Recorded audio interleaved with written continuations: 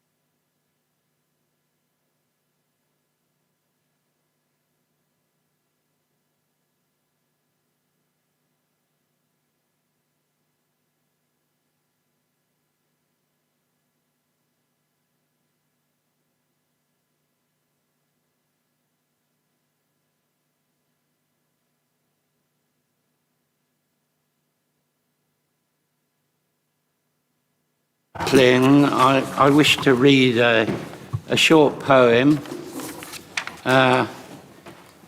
Some of you may have heard it at the twice at the staff remembrance service, because unbeknown to me, the children from Arnold View followed me with exactly the same poem. In the spring of 1915, excuse me, shortly after a friend was killed in Ypres, a Canadian doctor, Lieutenant Colonel John McCrae, wrote in Flanders fields after seeing poppies growing in battle-scarred fields. The poem inspired the use of the poppy as a symbol of remembrance. In Flanders fields. In Flanders fields, the poppies grow between the crosses, row on row, that mark our place, and in the sky the larks, still bravely singing, fly, scarce heard amid the guns below. We are the dead. Short days ago, we lived, felt dawn, saw sunset glow, loved and were loved, and now we lie in Flanders fields. Take up our quarrel with the foe, to you from falling hands we throw. The torch be yours to hold it high. If ye break faith with us who die, we shall not sleep, though poppies grow in Flanders fields. You have to excuse me because I've come without my spectacles.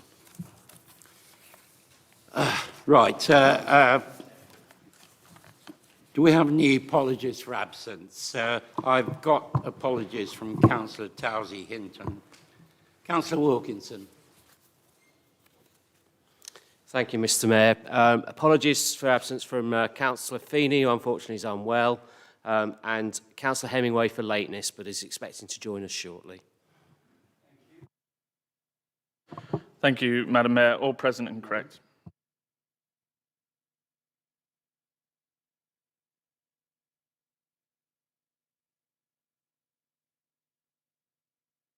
And courtesy. Sorry, Mr Mayor. What? Councillor Bosworth's not here. Oh, I do beg your pardon. I'm sorry, Councillor Hope. That's okay. Apologies from Councillor Bosworth, who Thank is on you. holiday.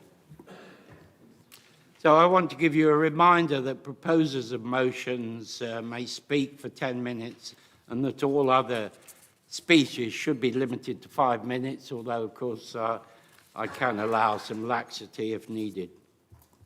Can I also please ask that if you are seated at the microphone, can you remain seated when you speak so that the cameras in the chamber are able to see you? If you would like to stand, please use the lectern. It's been quite a busy time for me and Wendy since the last meeting of the council. We've attended about 27 events on your behalf. Just like to pick out one or two of importance. Well, they were important to me. In October, I was privileged to open a children's home, Apollo House, in Mapley, and it was certainly resonant to me because from the ages of 6 to 15, I was brought up in local authority care, and I was pleased to see that it was like a normal family house. I remember some of the children's homes I were in certainly weren't. I'd also like to mention probably the biggest thing, certainly the biggest thing I've ever done or will do, and that was opening the new Sainsbury's in my ward of Colic. Particularly pleased that there it brought jobs and also obviously Sainsbury's to an area which is in need of regeneration, and some of you will probably know that the site next door has now been sold, so hopefully that will be developed soon. Obviously I've attended a few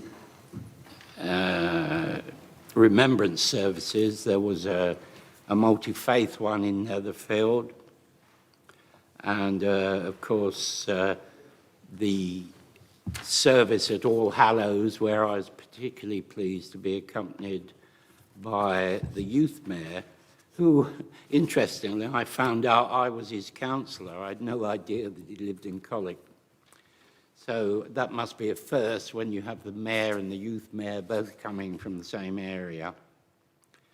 I think there were other things, obviously, I did. Oh, the Polish Cross Remembrance Service in Calverton, which I remember doing that 6 years ago when it was the 75th anniversary of the crash, and it's good to see that the people of Calverton continue to remember those brave Polish fighters who died on our behalf. Right, if we move on to item 4, to approve... Oh, I'm sorry, there is one other thing I need to do. Councillor Brooks has asked me, and I'm happy to do this for her. Councillor Brooks has asked me, and I'm grateful to do as one who was vaccinated there, to pay tribute to the staff and volunteers at the Richard Herod Centre for the work that took place over the course of the COVID-19 pandemic. Speaking from her experience as a volunteer at the vaccination site, she notes that the staff adapted to the change to working in a climate setting, in a clinical setting, seamlessly. Every challenge that they were faced with was dealt with good humour and well-ordered professionalism.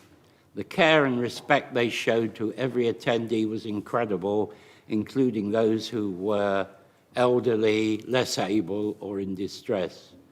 They also took the time to make sure volunteers were made to feel part of the team and valued, and she was honoured to have been with them.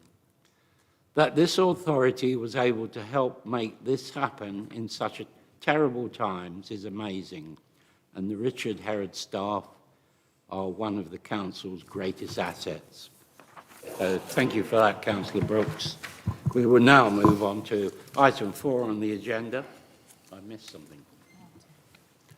Yes, Councillor. Thank you, Mayor. Just going back to something that you alluded to earlier, I think the minutes that we've got in front of us are accurate, but of course they're not a full transcript. What they don't show is the tone of the last meeting. What I'd like to do is... Councillor Smith, that's not relevant. Well, I was just going to... I'm sorry.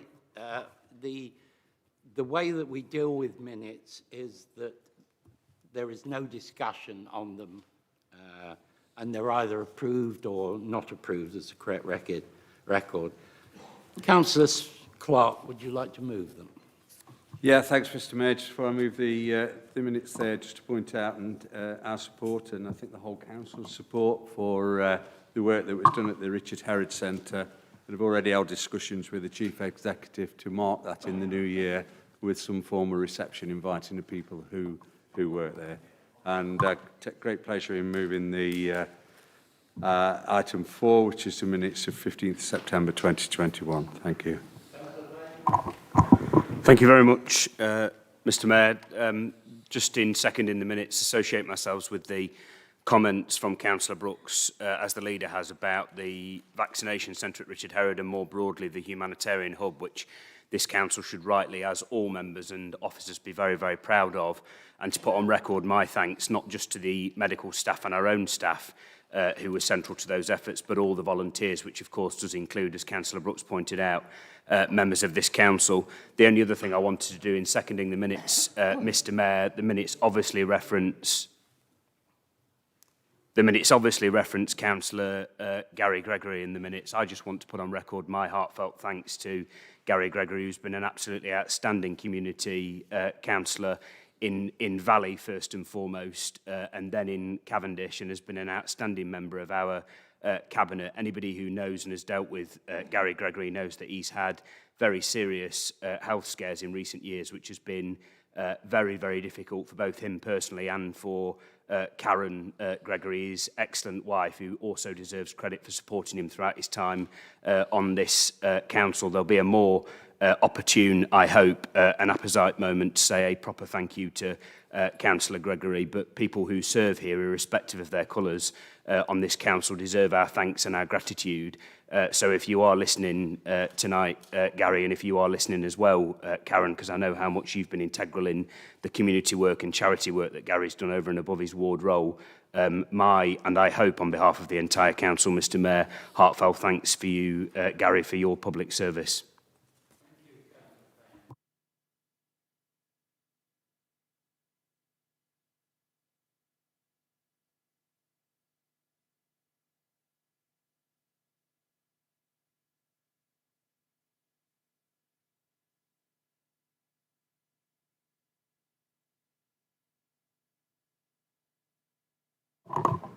Thank you, Mr. Mayor. It's with regard to motion 1.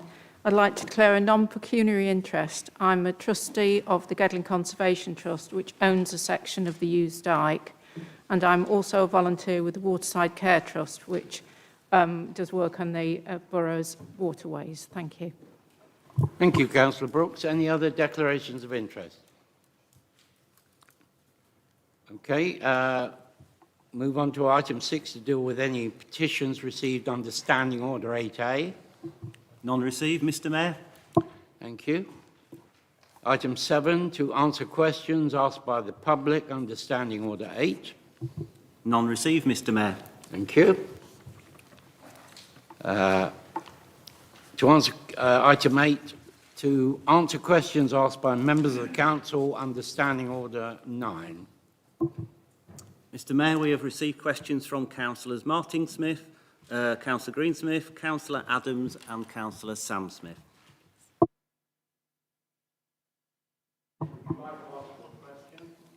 Thank you, Mr. Mayor. We're delighted that this Conservative government has invested £210,426 of Welcome Back Fund into Gedling to improve our high streets and public spaces.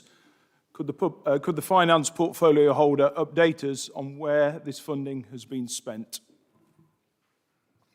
Thank you, Councillor Martin. Oh, no. Who will answer this question? Councillor Payne.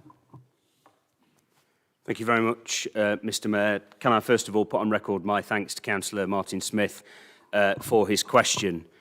Just as a bit of background information, Gedling Borough Council was initially allocated £105,213 as part of the Reopening High Street Safely Fund in July 2020. Despite claims made in the question from the opposition member that the money has been provided by this government, In reality, Mr Mayor, the funding was secured from the European Regional Development Fund, otherwise known colloquially as the ERDF, and is subject, of course, Mr Mayor, to European rules on eligibility, spend and procurement processes. As part of this process, Mr Mayor, the government required a grant action plan from the council, submitting and agreeing before any spend could be claimed for reimbursement. Therefore, any expenditure we did make during that year was committed at risk by the council of not being eligible for reclaim. And I'll just pause for a moment to say, Mr Mayor, that anybody who's spoken to the officers who have worked in this particular area, I think suffice to say that it's been a bit of a minefield to wade through some of the legislation, eligibility, etc., that has sat around that particular fund.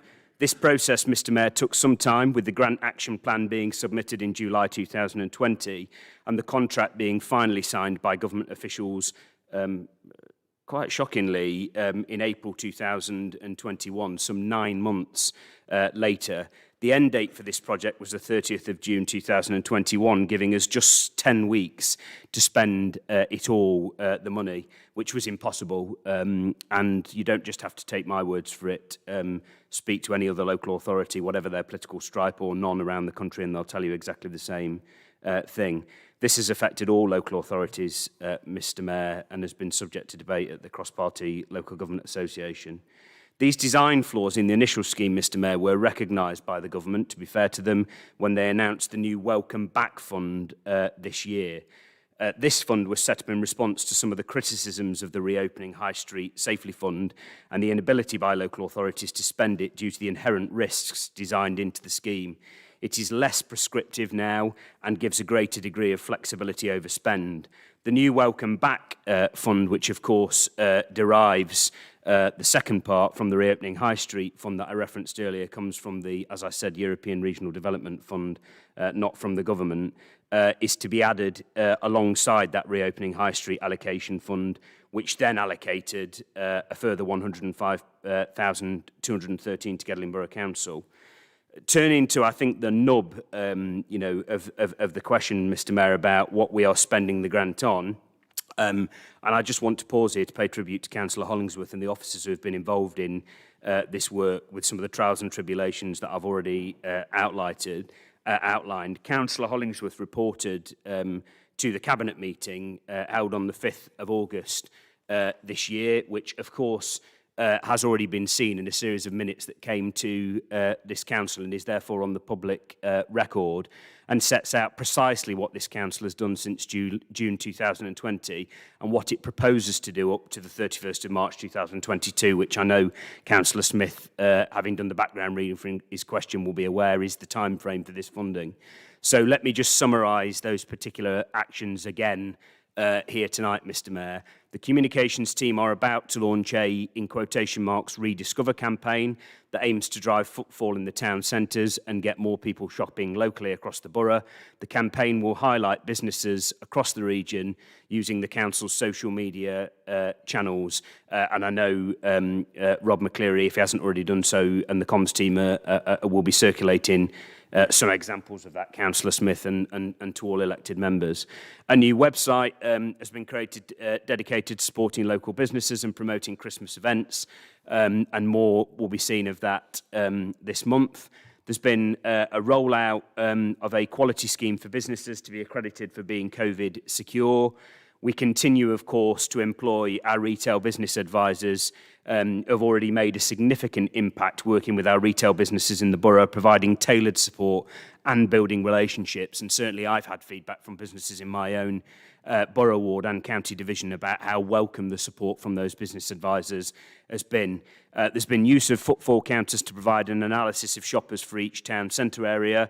We are looking to develop a town centre app, supporting and promoting a safe public environment through temporary public realm works, including appropriate COVID signage, as you would expect, new benches, planters, etc., and delivery of bespoke activities within the town centres, for example, events around Christmas, such as a Christmas market, etc., which I know a press release has gone out about today or went out late yesterday. So I hope that reiterates what was already on the public record. I hope it also sets straight that the fund wasn't a fund from the government, it was from the European Regional Development Fund, and of course, as Councillor Smith will know, it was made up of two elements. It wasn't just one entire Welcome Back Fund, it was both the Reopening High Street Safely Fund, which had its flaws, slightly rectified and then turned into a Welcome Back Fund, and it's those two constituent parts that make up the figure that Councillor Smith has referenced and has been spent on those particular activities. I just close by saying thank you to Councillor Hollingsworth again and all of the officers who have worked really hard in this area after what has been a horrific 18 months for our businesses. And also, let me just say, Mr Mayor, thank you to every single business in this borough who I think have demonstrated real resilience and recovery after what has been an incredibly difficult time for all of them. Thank you, Mr Mayor. Thank you, Councillor Payne. Councillor Martin Smith, do you have a supplementary? I don't have a supplementary. I'd just like to thank Councillor Payne for his comprehensive reply, but also like to thank the officers for implementing a number of these schemes and look forward, like we all do, to welcoming back an increased footfall on all of our high streets. People have been through difficult times, and I'm sure businesses are looking forward to us all returning as physical shoppers. Because me, like a lot of us, unfortunately, spend a lot of time on Amazon, but I think it's that physical shopping that we want to see, and we want to see people on our high streets. Thank you. Thank you. Councillor Greensmith, would you like to ask your question, please? Thank you, Mr Mayor.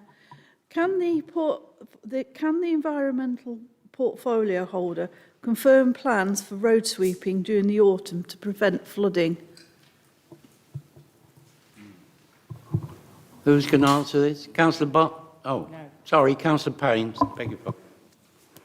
Thank you very much, Mr Mayor. I'm not Councillor Peter Barnes, and I'm sure he could have done a far better job than I can, but I think a bit like everybody else at the moment, and I've certainly been under the weather over the last few weeks, he's struggling at the moment with, I think, this cold/virus/chest infection that's going around at the moment.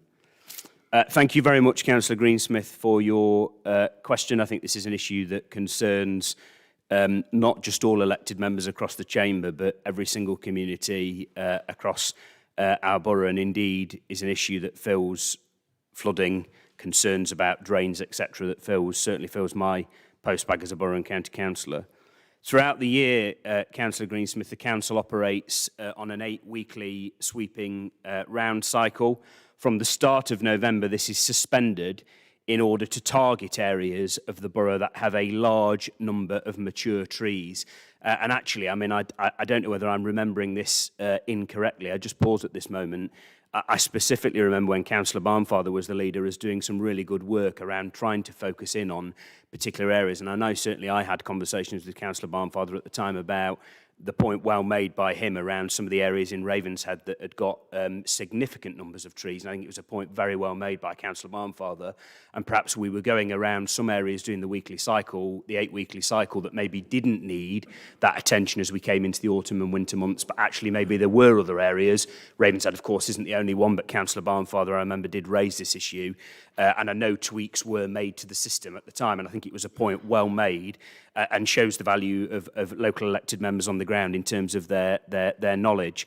So we do that, Mr Mayor, in order to clean up the leaf fall, to prevent it blocking up the underground highways drainage system, which of course is a responsibility, Councillor Greensmith will know, of the County Council. If, however, an underground highways drainage system does become blocked, then the County Council have to send out one of their gully vacuum machines, I don't know whether that's the appropriate technical term, but it's the term I'm using, to remove the accumulation of leaves or silt or whatever it is, detritus, litter. We will have all seen this in our own patches.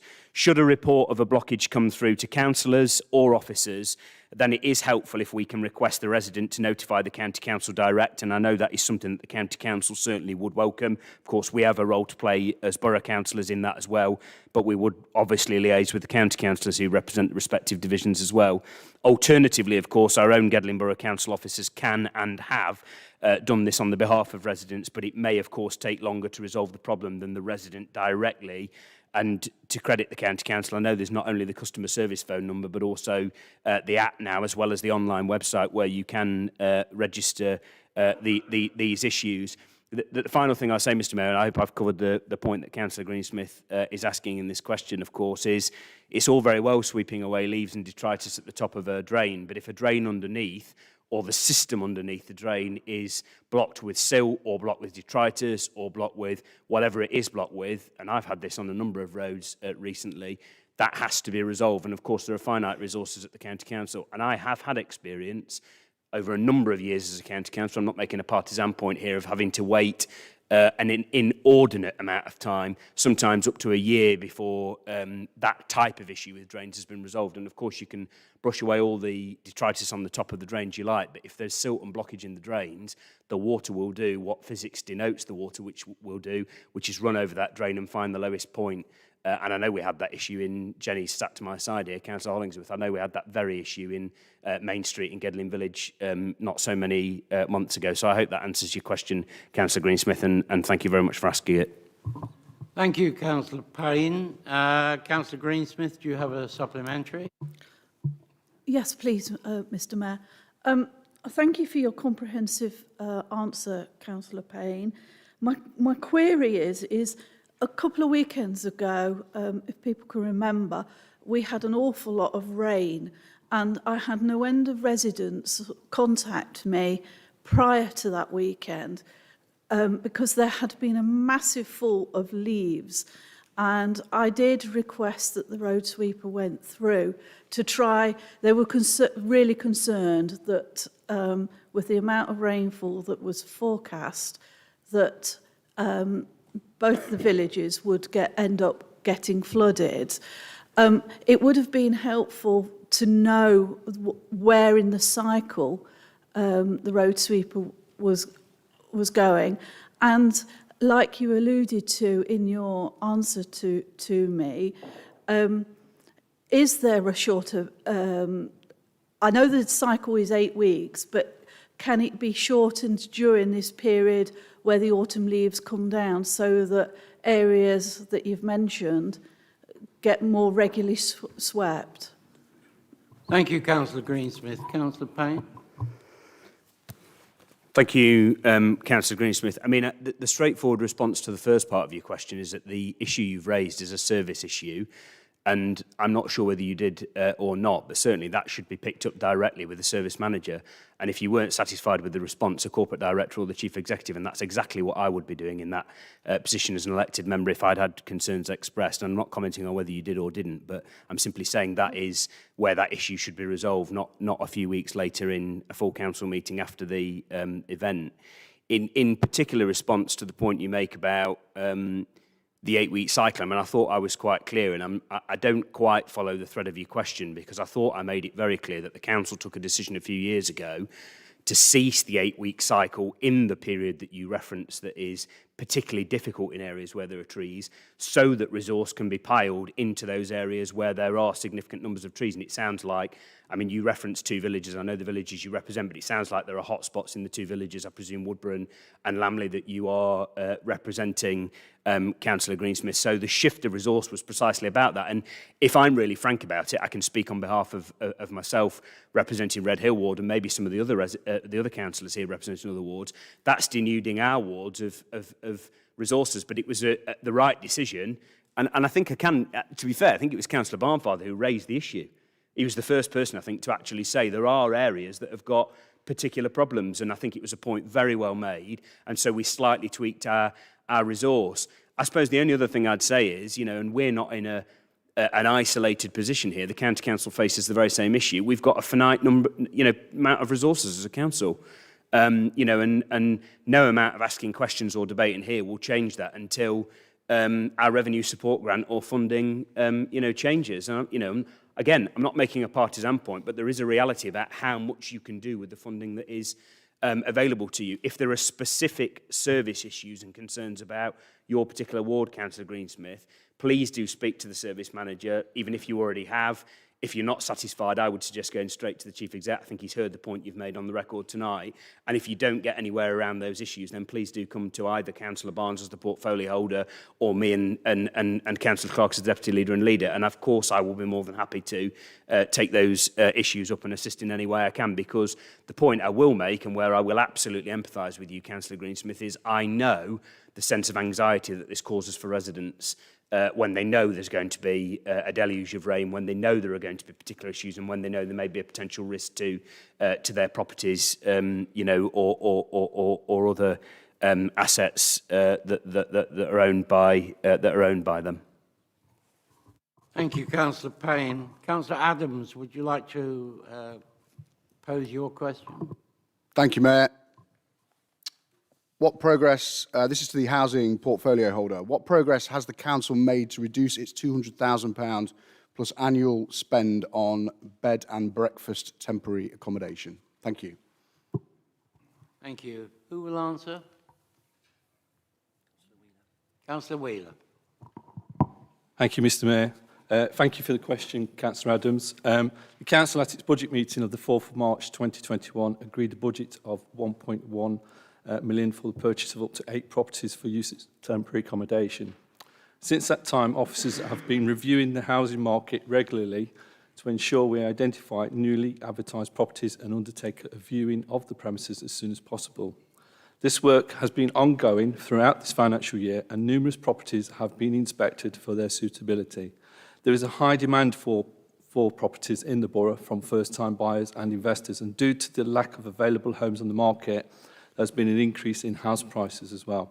Despite this, the authority has had 3 individual bids accepted, and these are currently undergoing the relevant conveyancing process. The properties are 2 two-bedroom houses located in the Arnold area, 1 3-bedroomed house property in Colton.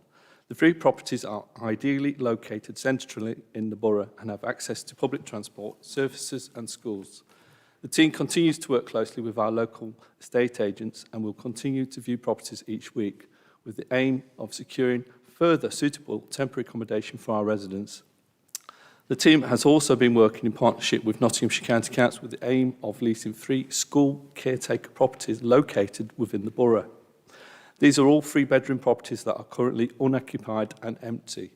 The proposal is to lease them over a 2-year period and use them as an alternative to expensive bed and breakfast accommodation. I need to make it clear that bed and breakfast is the last resort. Nobody wants to be putting people into bed and breakfast accommodation. That is the very last resort. The Department for Education has approved the proposal, and they are with the respective council legal teams to agree the terms of the lease. Prior to the COVID-19 pandemic, the Housing Needs team utilised temporary accommodation managed by Rushcliffe Borough Council. This was an alternative for families to avoid emergency bed and breakfast accommodation, but during the pandemic, this option was stopped. However, from the 1st of November 2021, they are again accepting referrals, and we are actively working with families currently placed in bed and breakfast accommodation to relocate them. As a result of all these measures, the Council's expenditure on bed and breakfast temporary accommodation should notably decrease over the coming months. Also, I'd like to put on record a massive thank you to our Housing Needs team, who have worked incredibly hard, they've gone above and beyond helping people to keep a roof over their heads and help some of the most vulnerable people throughout this pandemic to overcome hardship and difficulty. They have done and continue to do tremendous work in extremely challenging circumstances. Thank you, Mr Mayor. Thank you, Councillor Wheeler. Councillor Adams, do you have a supplementary? Yes, please, Mayor. So, thank you very much, Councillor Wheeler, for that, and congratulations on getting the 2 properties, the 2 two-bedroom and 1 3-bedroom property in operation. Just referring back to November's overview and scrutiny meeting, there was explained in there that there was an overspend on the current 28.4 weeks average stay in bed and breakfast due to, and I quote, the lack of 4 and 5 bedroom properties. But then page 49 of that same report, and in your answer just now, explains the approval of purchasing and leasing 2 to 3 bedroom properties. So in the council's own words, this will not solve the long and costly stay in temporary accommodation. So why aren't these steps being taken to acquire 4 to 5 bedroom properties using the government's £311,436 grant? Thank you. Thank you, Councillor Adams. Councillor Wheeler. Thank you, Councillor Adams. I'd just like to come back on that because I think the Tories need to do some homework here, because if you look at the welfare reforms and the lack of rented social housing that's impacted upon many, many, many vulnerable families across this country, including our borough, I think you'll probably find there's not enough rented accommodation to go around, and it's incredibly difficult for this council to find properties to buy. We don't have our own housing stock which we can draw on. We're totally reliant on registered social landlords such as Jigsaw Homes for general housing needs. There simply isn't enough social rented housing to meet the needs. You introduced the bedroom tax. You've cut universal credit. You're actually exacerbating the problem. You're creating a homelessness problem. You're making it harder for our team to actually resolve the problems. Also, in terms of the private sector, those rents have shut up massively. We can't access the private sector because the private rented landlords, the rents have gone through the roof, and they're not accepting, or they're refusing to accept people that are reliant on welfare benefits or have been evicted because of antisocial behaviour.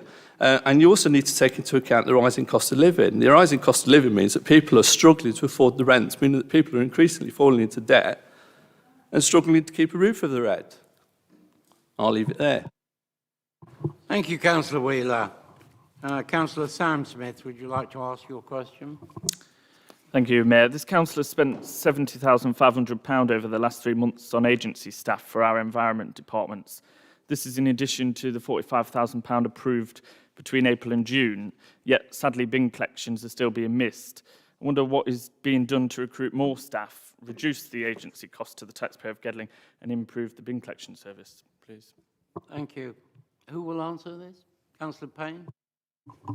Thank you very much, Mr. Mayor. I'm answering this question. It touches on both the environmental portfolio, but also finance, of course, which is my responsibility. Let me just start, because the question references our environmental departments, by putting on record my sincere thanks to all of our environment departments who have been absolutely at the front line of efforts to keep the show on the road, both throughout COVID, but now as we try and recover from and live with COVID. While many of us had the luxury of lockdown, self-isolation, at least being able to keep in touch with our loved ones, of course, we had members of staff who were putting themselves at risk day in, day out to make sure that the show was kept on the road in terms of collecting bins, in terms of all the other associated issues that fall under the gambit of the environmental departments. And I think it's easy for the efforts of those departments and the stress and strain that is on those departments. And I referenced what I said to Councillor Greensmith earlier. We have lost significant numbers of staff over the last 11 years. There is absolutely no escaping it. And when you've seen a 66% plus reduction in your revenue spend, and the final biggest part of your budget is your salary costs, that shouldn't surprise anybody. And I don't think I need to point out, Mr. Mayor, why that's happened. It's been debated in this chamber numerous times, but I think everybody knows precisely the reason why we've been at the receiving end of quite sharp reductions in our funding from central government over the last 11 years. Agency staff, Mr. Mayor, are hired to cover for annual leave, sickness leave and training, and to carry out seasonal grounds maintenance work between April and October each year. Money well spent, in my view, Mr. Mayor. They are also used as supply labour if the waste service requires extra bin deliveries or bin collections. They are hired on a daily basis, as and when required, as you would expect, because, of course, this service runs daily, and it's absolutely appropriate that we make those decisions on a daily basis to make sure that the staff are there to carry out the service that our public expects to turn up at the door in terms of the bins every day, wherever they live across the borough. And they are workers, Mr. Mayor, crucially, who live locally, supplied by our agency contract provider. So the insinuation that this isn't money well spent actually I think is a slight misnomer, Mr Mayor, because of course money spent on these individual staff is money going into the pockets of residents who live in Gedling Borough, who spend money in Gedling Borough's economy and therefore help in terms of growth and in terms of economic expansion, which I always thought the Conservatives were in favour of. During the COVID-19 epidemic, Mr Mayor, our waste street cleansing parks and cemetery staff have been working absolutely tirelessly to keep our council frontline services going. Last year, Mr Mayor, and I don't need to tell elected members this, was a particularly difficult time, requiring long periods of isolation if a member of staff and or family member caught COVID. And I remember having quite difficult, in some circumstances, heartbreaking conversations with our refuse staff in particular, who were having to completely isolate outside of their own home from individual members of staff and their children, and that must have been really difficult for them. It fell on the rest of the team, Mr Mayor, to maintain the service, and our staff often gave up holiday entitlement, for which, by the way, Mr Mayor, they should absolutely receive our applaud and gratitude, putting their holiday entitlement to one side to make sure that our residents continue to receive a service, I think is the very best of local government and very best of the heroes that Councillor Brooks referenced earlier, who have been working for us throughout COVID. As a result, Mr Mayor, staff working in these areas collected up a good deal of annual leave that has had to have been taken in this financial year. And this, of course, requires backfilling with agency labour. And I don't think for one second Councillor Smith would be wanting to take away the quite appropriate right for them to now take that small amount of respite in entitled annual leave after the year and 18 months that they've had, and therefore the need to spend money on agency labour who live in the borough. And indeed, if that is what he's arguing, I'd be interested to hear what his alternative solution is for our Chief Executive and staff who have to deal with this. To add a further layer of difficulty, Mr Mayor, this year, the national situation, and any resident listening to this meeting and watching this, with shortages in HGV drivers, has resulted already in 3 of our drivers leaving the council. And this is a problem not just being faced by Gedling Borough Council. Speak to any district, speak to the county council in terms of some of the services they have with HGV requirements in terms of drivers. This is facing every single council in the country, and indeed is an issue that the government are trying to grapple with. All, of course, Mr Mayor, requiring additional cover to maintain our waste collection rounds. Moving forward, Mr Mayor, I have asked, and the leader have asked, officers to review the remaining leave entitlement for our frontline staff, which I referenced earlier, and to estimate any further impacts on the budget in terms of quarters 3 and quarters 4, which are up and coming. They will be presented in the quarterly budget monitoring report. Yes, Mr Mayor, let me finish by saying this. I would agree with Councillor Smith. It's a self-evident truth that some bin collections are missed. But let me be absolutely clear. This is in a large part due to block streets caused by either badly parked cars or obstructions or other associated issues. And for anybody who have got those types of roads and streets in their wards, they'll be familiar with the problem. I don't need to spell this out, but I am going to spell it out. A refuse truck is obviously an incredibly wide vehicle, and sometimes our refuse staff simply cannot get down a street. However, Mr Mayor, let me say this. If this does happen, the waste crews do repeatedly return to try to collect the waste again, and I've seen this with my own eyes. We employ also as a council and our waste staff several methods to ensure that we can collect the waste, such as deploying a narrower vehicle. I'm not quite sure what the chuntering is, Mr Mayor, in the background, but I thought you said at the start of the meeting we were going to conduct this meeting with debate, and it is slightly off-putting when you're trying to read out. Excuse me, Councillor Payne, could you not talk, please, whilst questions are being answered? Thank you. I would have thought in asking a question, Mr Mayor, that elected members wanted to hear the response, but maybe that's not what they're concerned with in asking the question. We do also, Mr Mayor, as I was saying, request the County Council to place double yellow parking lines on street corners or other parking restrictions. I have to say in the latest correspondence we've had, where we've had particular pinch points around missed bins, The response has not been very positive from the County Council, from officers. We'll try again. We'll continue to push the issue, but it hasn't been, and that's disappointing. We also, Mr Mayor, send out flyers to residents' houses, asking them to be considerate when parking on bin collection days and explaining the problem. And of course, they're acutely aware of it because their bin may have been missed. And finally, Mr Mayor, we have used leaflets, we have used our contacts magazine, we have used social media to promote the recycling and good parking message. And indeed, where there have been missed bins, not only has the council's social media channels been employed, but we as elected members have our own social media channels. And I know Councillor Sam Smith certainly has his own social media channel, and I would encourage him to use, if he hasn't already done so, that platform to amplify the messages that the council are making where there have been missed bins, because I've certainly found that very helpful where I've done it in my own ward. Let me conclude by saying, Mr Mayor, that satisfaction with our waste collection service, and actually more broadly, I would say our environmental services, is high amongst Gedling Borough's residents. But let me also be crystal clear about this, Mr Mayor. We are absolutely not complacent, and we will continue to strive for every single bin in this borough to be collected on the first time. That is not going to happen overnight, while ever we continue to have blocked streets and other associated issues. But we will continue, our waste services will continue to work very, very hard to make sure that happens. Thank you to every single one of our refuse staff, who I think do an absolutely outstanding job on our behalf. Thank you, Councillor Payne. Councillor Sam Smith, do you have a supplementary? Yeah, thank you, Mr Mayor. We also thank the staff for their tireless work and hope the steps mentioned in that answer will reduce the number of missed collections. I just wondered, what steps is the council taking to mitigate its projected overspend in the environment budget, which is circa £163,000? Councillor Payne? I sort of slightly at a loss, Mr Mayor, about the line of questioning, because we sort of had a similar line of questioning in the previous question.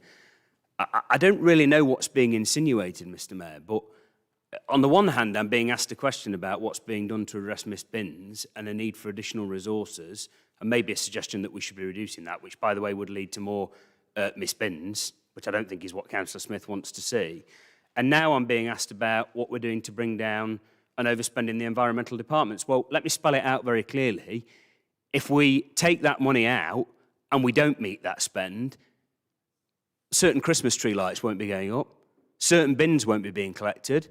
You could potentially wave goodbye to extra roads being swept in terms of leaves and detritus that sits on the top of drains. So I'm really not sure and at a loss as to what point Councillor Smith is making, because certainly in the conversations I have with residents right across Gedling Borough, not just in my own ward, the services that the environmental department provide in this council, bin collections, keeping our streets clean, collecting public bins, tackling issues around fly tipping, making sure that the eateries and restaurants in this borough are safe in terms of hygiene, supporting in terms of the Welcome Back initiatives as we try and recover and get back on our feet on COVID, are seen as the absolutely central must-deliver services. And the commitment from this administration and the commitment from this council is, notwithstanding the rug that's being pulled from under our feet in terms of the funding of this council by central government, we will continue to strain every single sinew to make sure that those daily services continue to be provided from our residents.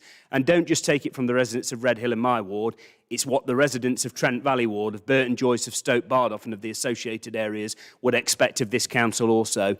And the money being spent, I'll reiterate what I said earlier, on agency staff to fill in the gaps and make sure those services happen, our local staff from Gedling Borough, with every single pound and penny being spent on the wages of those staff going back into the economy of the local area. And by Christ, Mr Mayor, with inflation escalating today to the point that it's escalated, with fuel pumps being filled at now nearly £1.50 per litre, with people receiving weekly or even monthly emails from their energy supplier with prices escalating, with the price of the weekly shop of families in this borough who will be going out to Asda and Sainsbury's and Tesco, and the new store that we've got in your own ward, Mr Mayor, that this administration is proud to have supported, the weekly shop escalating. Oh my gosh, Mr Mayor, do residents in this borough right now need the support of this council and of those services. So I'm proud of the work that those people are doing and will continue to strain every single sinew to make sure that those services continue to run day in, day out, whatever the pressure on our ever-dwindling budget as a result of Tory cuts by this government over the last 11 years. Thank you, Councillor Payne.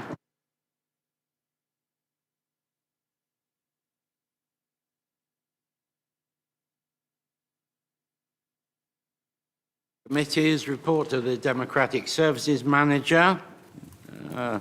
Recommendations on page 23. Councillor Wilkinson to move, please. No, it's Councillor Wilkinson. Thank you, Mr Mayor. Just bear with me, I'm just moving back onto the right page. Due to a change in circumstances, we are not bringing forward recommendation A, and we are only bringing forward recommendation B on that. But otherwise, I don't wish to comment any further. So just repeat that again: we are not bringing forward recommendation A, and just bringing forward recommendation B. Thank you very much, Mr Mayor. Seconding the moving of recommendation B without recommendation A. The report speaks for itself and is a standard report that people will be familiar with seeing in this council chamber, so I don't think there's a need for any further discussion on the issue. I'll second the recommendation that Councillor Wilkinson's moved. Thank you, Councillor Payne. Are there any comments? If not, we'll move to the vote. All those in favour? Any against? Any abstentions? Motion is carried. Thank you.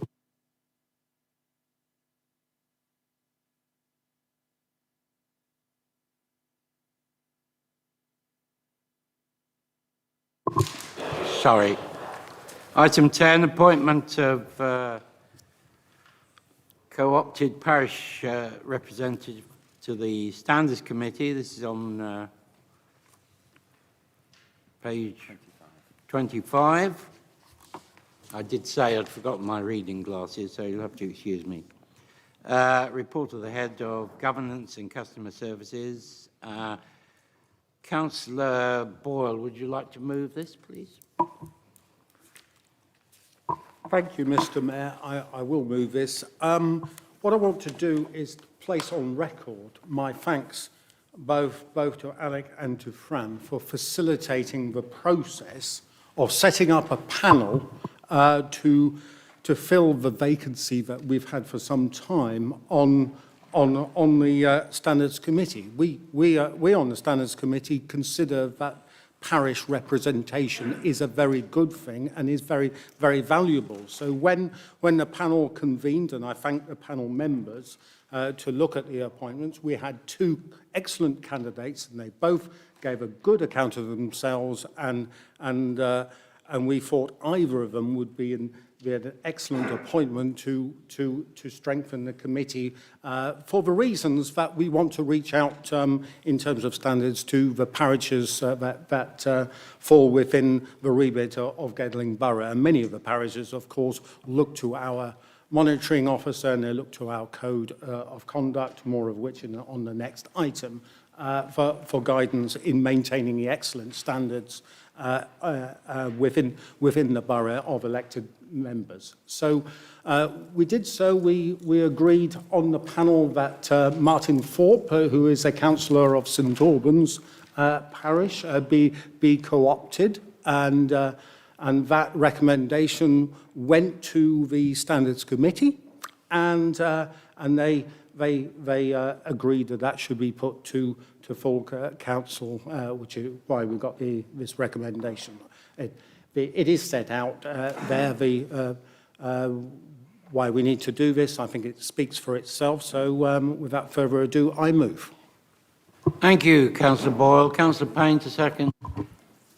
Thank you very much, Mr Mayor, I second the recommendation, which is that we agree, as Councillor Boyle said, that Martin Thorpe, Councillor for St Albans Parish Council, to be co-opted onto the Standards Committee to fill the vacant post of co-opted parish representative until the annual meeting in 2022. Let me just say, in seconding the recommendation, Mr Mayor, that I think Councillor Martin Thorpe will be an outstanding member of the Standards Committee. I know he proved himself in the process in terms of the panel process that was conducted to be a very, very knowledgeable, passionate person. And I think, as Councillor Boyle said, both candidates were, it was a close-run thing. But you'll be very welcome, Councillor Thorpe, subject to this recommendation being approved. And let me also just echo the point that was made by Councillor Boyle in thanking not just the panel and the wider Standards Committee, but particularly Fran and Alec for the support that's been provided in running through this process. And I don't want to embarrass him, but let me also just put on record my thanks to Councillor Boyle, who I think does an absolutely brilliant job of chairing a really important committee in the council. He's very fair, he's very even-handed. I think other members of the Standards Committee, I know Councillor Hope, Councillor Bosworth is not here, but I know there's been engagement from that particular group and also from the Liberal Democrat group and the Conservative group, of course. And I think you do a really good job of chairing the committee, Councillor Boyle, and I think this is a good conclusion and a good recommendation, so thank you. Thank you, Councillor Payne. Are there any comments? Councillor Boyle, would you like to respond? To no comments. I mean, would you like well, to in responding, I thank our Vice Chair, who also does an excellent job in his position, and all other members of the committee who contribute, and we have a fairly relaxed but thorough way of doing things on there. So I thank Councillor Payne for his kind comments. No further ado, I move. Thank you, Councillor Boyle. We'll proceed to the vote. All those in favour? Any against? No abstentions. I think that was unanimous. Thank you.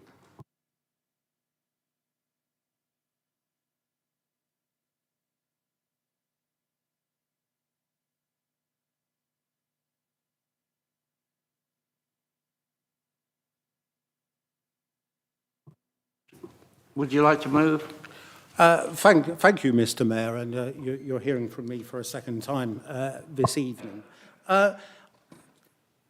Again, a report that really speaks for itself. What happened here was that the Committee for Standards in Public Life did, and it's a fairly topical subject, I think, so some will agree, but the committee did some work on further recommendations in terms of strengthening the role of maintaining standards. And there's been a lot of work from the LGA also on this. And they did produce a model code which could be adopted. There was no absolute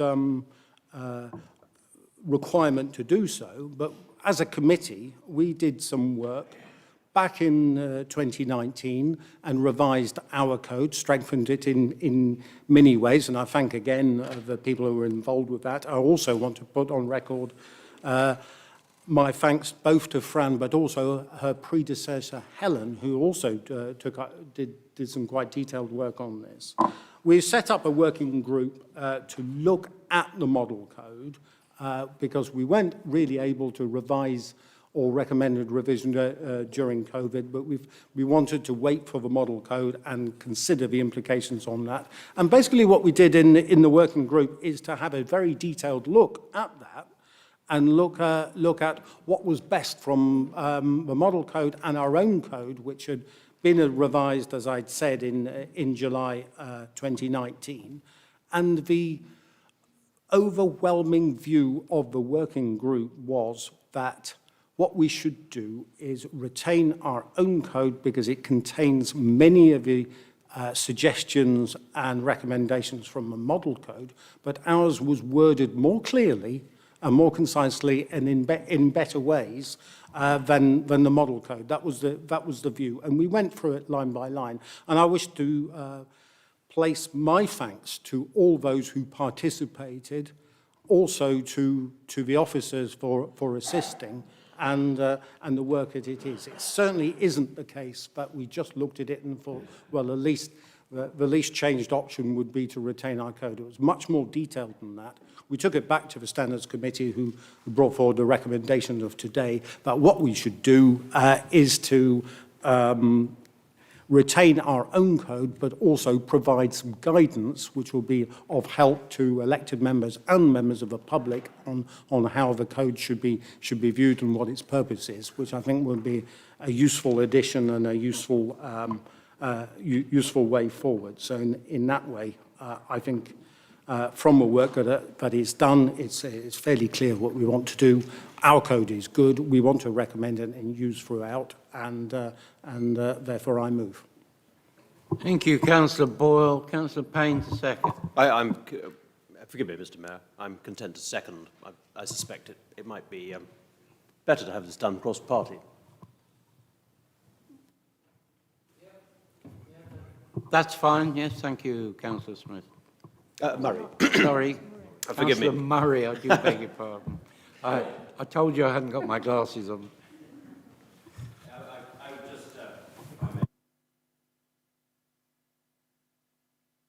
just, carefully on the working group, the LGA's model code, and our view was that the work that the Standards Committee of this council had done in preparing its own code was had the effect of producing a document which was clearer and more cogent than the LGA's guide. And that was really the conclusion that we came to. And we hope that with the guidance that will sit with the code, it will make abundantly clear what the standards position is for members of the council. So I'm delighted to support this particular motion. Thank you, Councillor Murray. Are there any comments? Any other comments? If not, Councillor Boyle to close.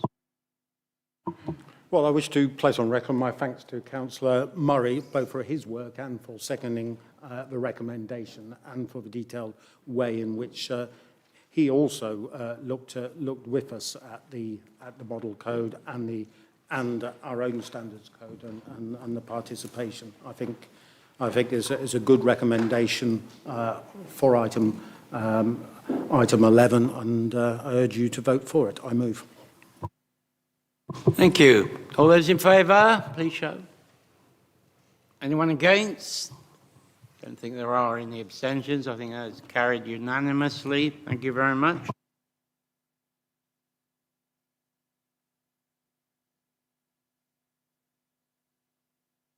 Council tax reductions.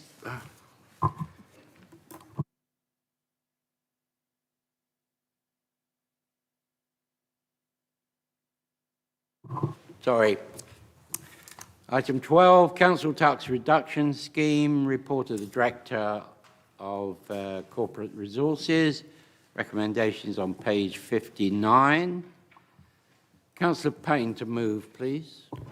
Thank you very much, Mr. Mayor. The recommendations on page 73 in my pack, I think there's a miscorrelation between the notes you have in front of you and the notes I have in front of me and what the agenda actually says. But it is. Excuse me, Councillor Payne. These are the notes that you gave no, me I know. earlier on. But they're also the notes that were handed to me, Mr. Mayor. But I have just sat here and edited them myself. It's on page 73. You can blame me for a lot of things, Meredith. I'm not sure you can blame me for getting the numbering wrong for a series of notes I didn't print.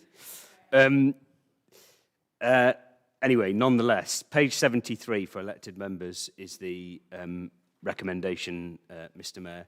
The recommendation in the report is that the members will be familiar with this report. It's a requirement to come here each year that the Council Tax Reduction Scheme, colloquially known as CTRS 2022-23, to apply from the 1st of April 2022, be approved and adopted by full council, and that there are no changes to the Council Tax Reduction Scheme for working age people as described in section 2 of this report, except for the annual uprating and amendments of allowances and premiums in line with the housing benefit levels. Actually, an interesting link back to Councillor Wheeler's response to a question earlier in the meeting. In moving the report, Mr. Mayor, let me just say that this report seeks approval from the Council to continue the current council tax reduction scheme without revision, except for those annual upratings that are referenced in the recommendation for the next financial year, 2022-23. Council tax legislation, Mr Mayor, requires that the council must decide each year whether its council tax reduction scheme is to remain the same or to be revised for the following financial year.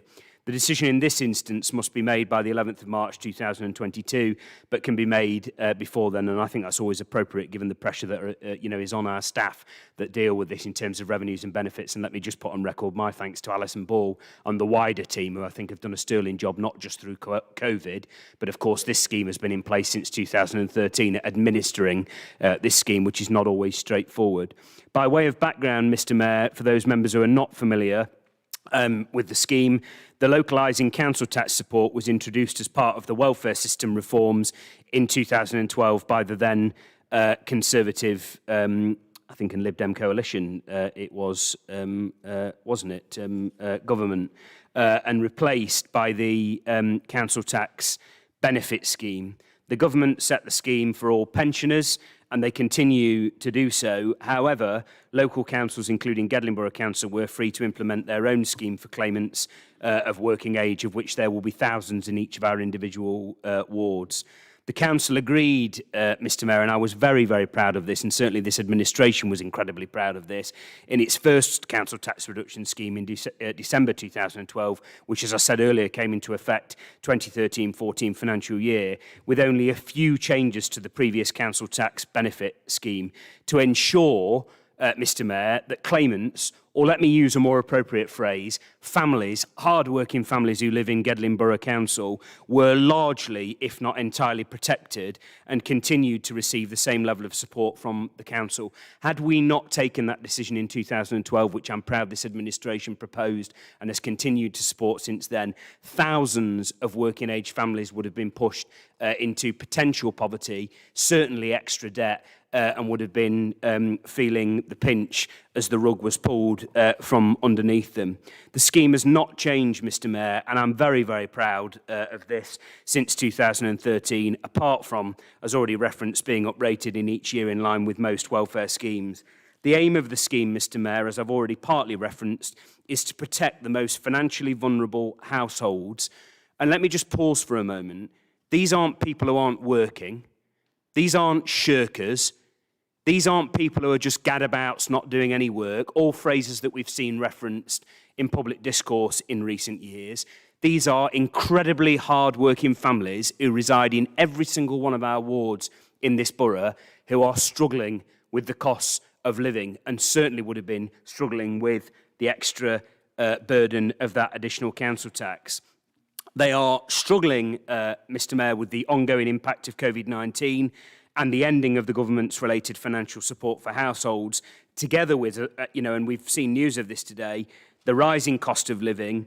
And this Labour administration thinks it's even more important now, as we sit here this evening, than ever, to maintain this scheme at the maximum level than we have ever done before in previous debates. And in my mind, there was never a question, a shadow of a doubt, that we would have been changing this scheme over previous years. The report, Mr Mayor, sets out a number of options that have been considered for changes to the scheme in the context of making financial savings for this council. Clearly, Mr Mayor, for transparency purposes, the option which generates the biggest single saving for the council is where everybody who is currently receiving our full council tax reduction would pay 20%, that's a fifth, of their council tax liability.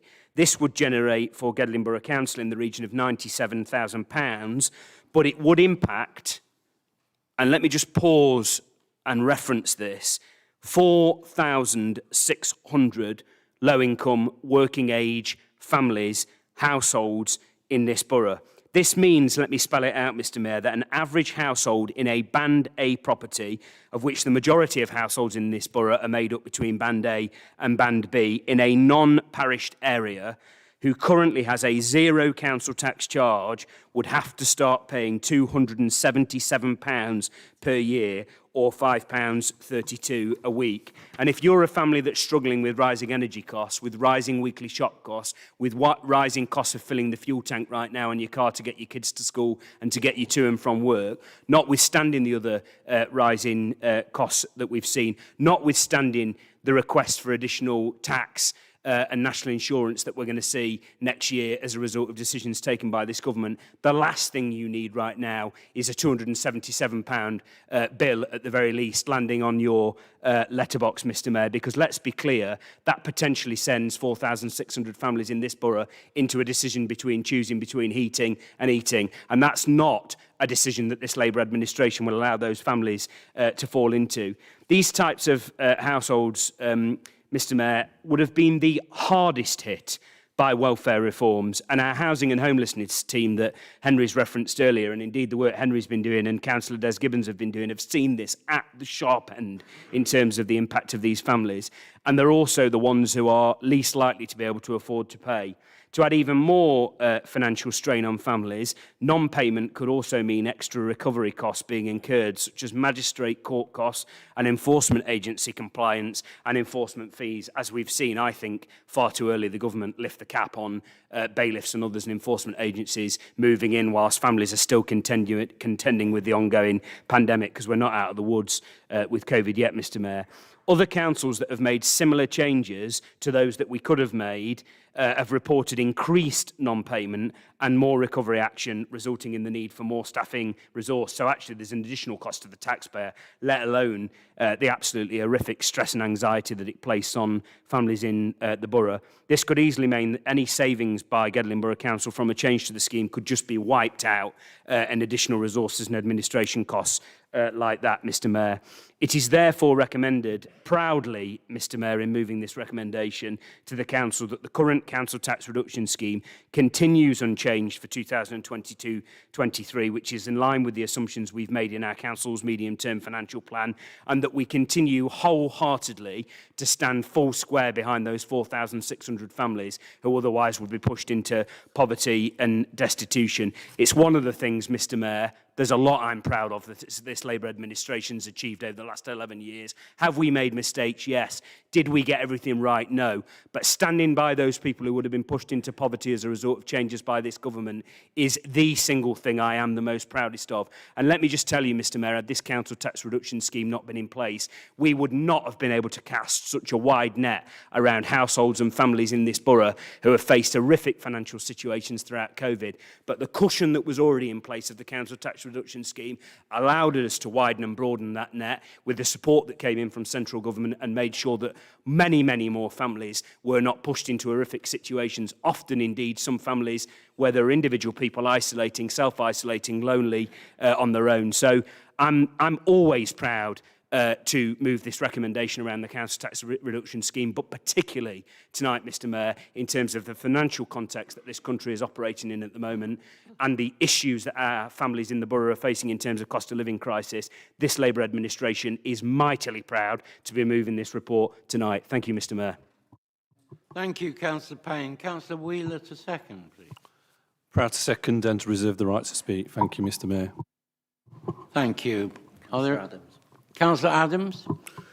Thank you very much, Mayor. I'd just like to kick off by thanking the officer team for the work they've done on this scheme and continue to do. I think the comparisons around the figures are really important to give the council and the residents of Gedling Borough understand the overall perspective. So thank you all for that. I believe it's an incredibly important scheme. My Conservative group recognises the importance of supporting those 4,600 families which were mentioned by Councillor Payne during these difficult times, and could be fundamental actually to their continued stability during a time of particular instability, which we've all witnessed both nationally and locally. As we know, financial planning long-term can help with budget making. So making plans for how the finance is spent within a family way ahead of the March deadline will really help those families budget plan for the future and ensure that when it comes there are no surprises and no shocks. So Councillor Payne has covered much of the other details, so may I just point out, although the saving would be over £500,000 for the council, as you've rightly pointed out, the extra administration costs, but not just that, look, it's the right thing to do, and we'll absolutely be supporting it today. Thank you, Councillor Adams. Anybody else like to comment? If not, Councillor Payne to close. Thank you. Thank you very much, Councillor Adams. I really welcome the, and it's not just this year, the conversion to supporters of this scheme from that side of the chamber in the latter years, and you deserve credit for changing your mind on it, and you deserve credit for supporting the scheme tonight. It's the right scheme, as you said, and it's the right thing to do by our residents. So the latter conversion of your group in recent years is really welcome. Thank you, Councillor Payne. Move to the vote. The recommendation is on page 73. All those in favour? Anyone against? No abstentions. I think that was unanimous. Thank you very much.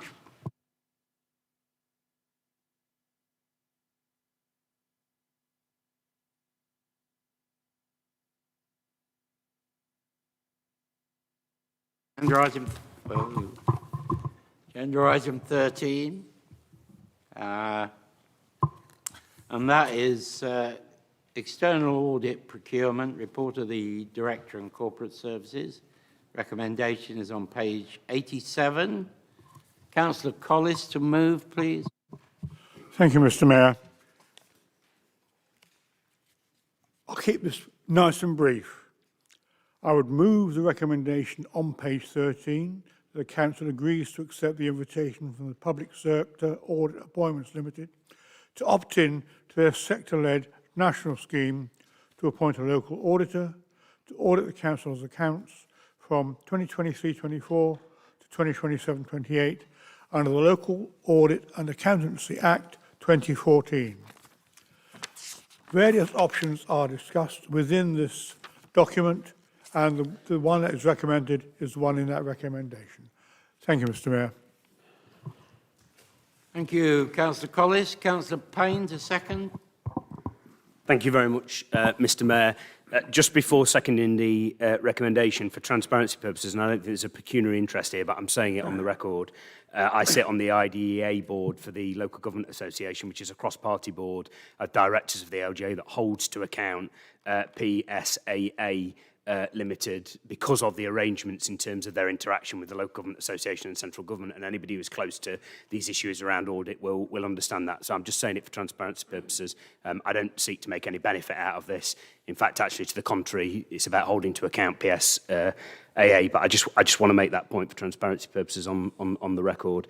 Our second recommendation, Mr. Mayor, I presume there won't be a prolonged debate about this because Councillor Collis has set out that in some respects, although there are alternative options, our hands are tied on this.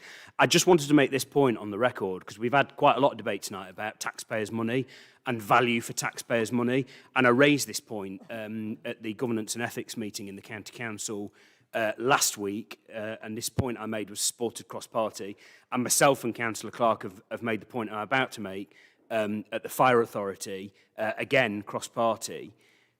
I have just got, and there are no answers to this from our Chief Executive or our Section 151 officer, but I am going to say this.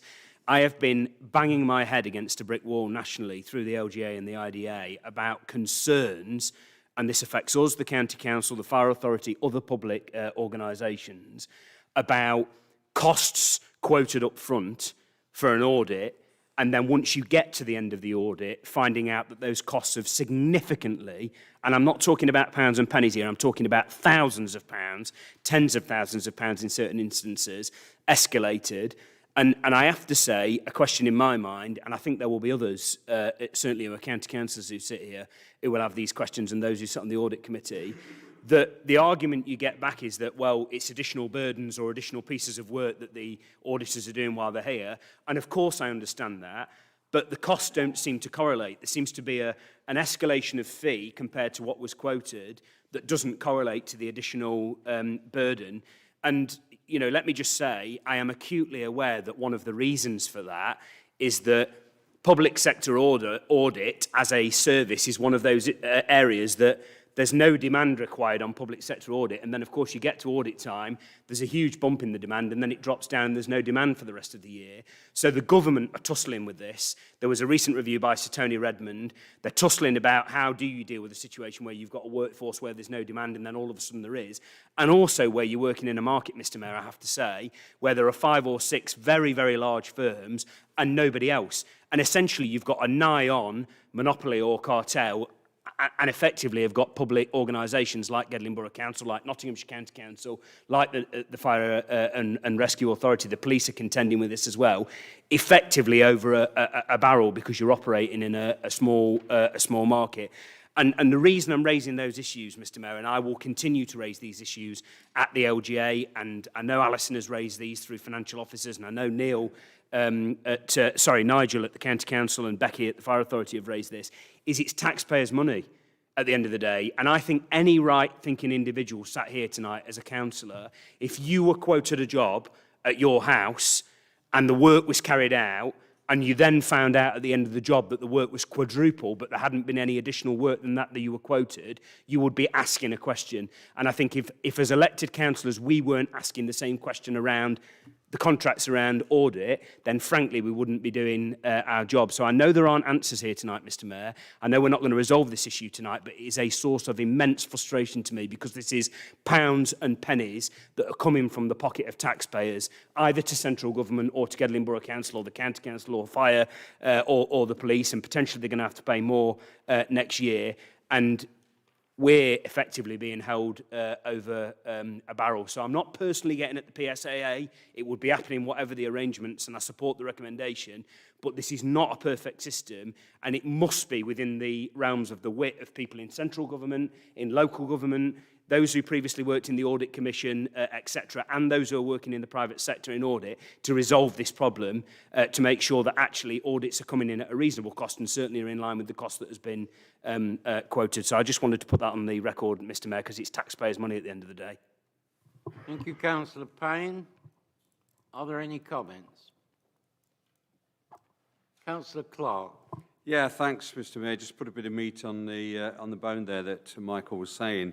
It's been an embarrassment at the Fire Authority because it came in an estimate, I think it was last year, £23,000 for this audit, which we did think was a little bit low, finished up in the over £80,000, and the government was so embarrassed they had to bail all the authorities out, and we'll have to do it again. All we want, and you know, it's something like this, joined together, but you can't quote something and then quadruple the price, and that's what's happening. And it is taxpayers' money. At the end of the day, it might cost a lot more. They might find something in the books there they want to delve into, and that will need extra support. But these figures, they're actually a joke. They're even worse than a contract for COVID PPI. You know, I mean, the sort of things there. So I welcome this, and hopefully we can get this clarified and sorted out and use some of the savings somewhere else. Thank you, Councillor Clark. Anybody else like to comment? If not, we'll move to the vote. All those in favour? Any against? Again, that's unanimous. What a nice feeling.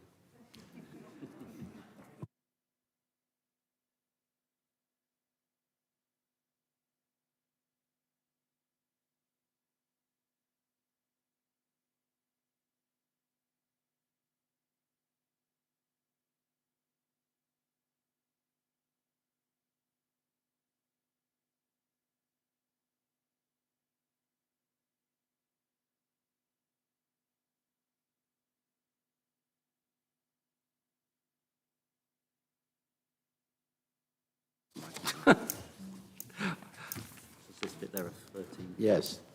Oh, so it is. Yes, I beg your pardon. That bit's blank. There are 13 sets of minutes on the agenda.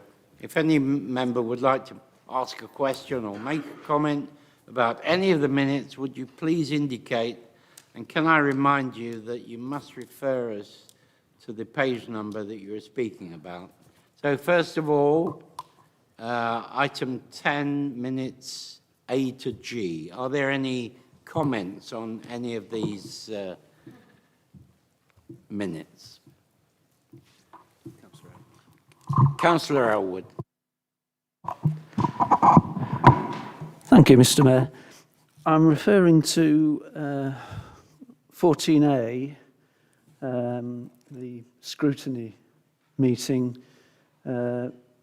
It's page 96 in the minutes of the meeting. This refers to the establishment of a working group to examine the Council's carbon reduction strategy in the spring, which will be subject to the appointment of the Climate Change Officer post. Would the portfolio holder confirm the expected start date for the Climate Change Officer if it hasn't happened already? Thank you, Mr. Mayor. Who will answer this? Councillor Payne? I'll ask the Chief Exec to answer it, because I know in conversation with him recently we were going through a process of appointment, but he's the head of paid service, so... Thank you, Mr. Mayor. We have successfully appointed a climate change officer. We're just waiting for the person concerned to start, which I believe is around the 1st of December. Thank you. Are there any other comments on any other minutes in this particular part? If not, we'll move on to items H to M. Any comments or questions?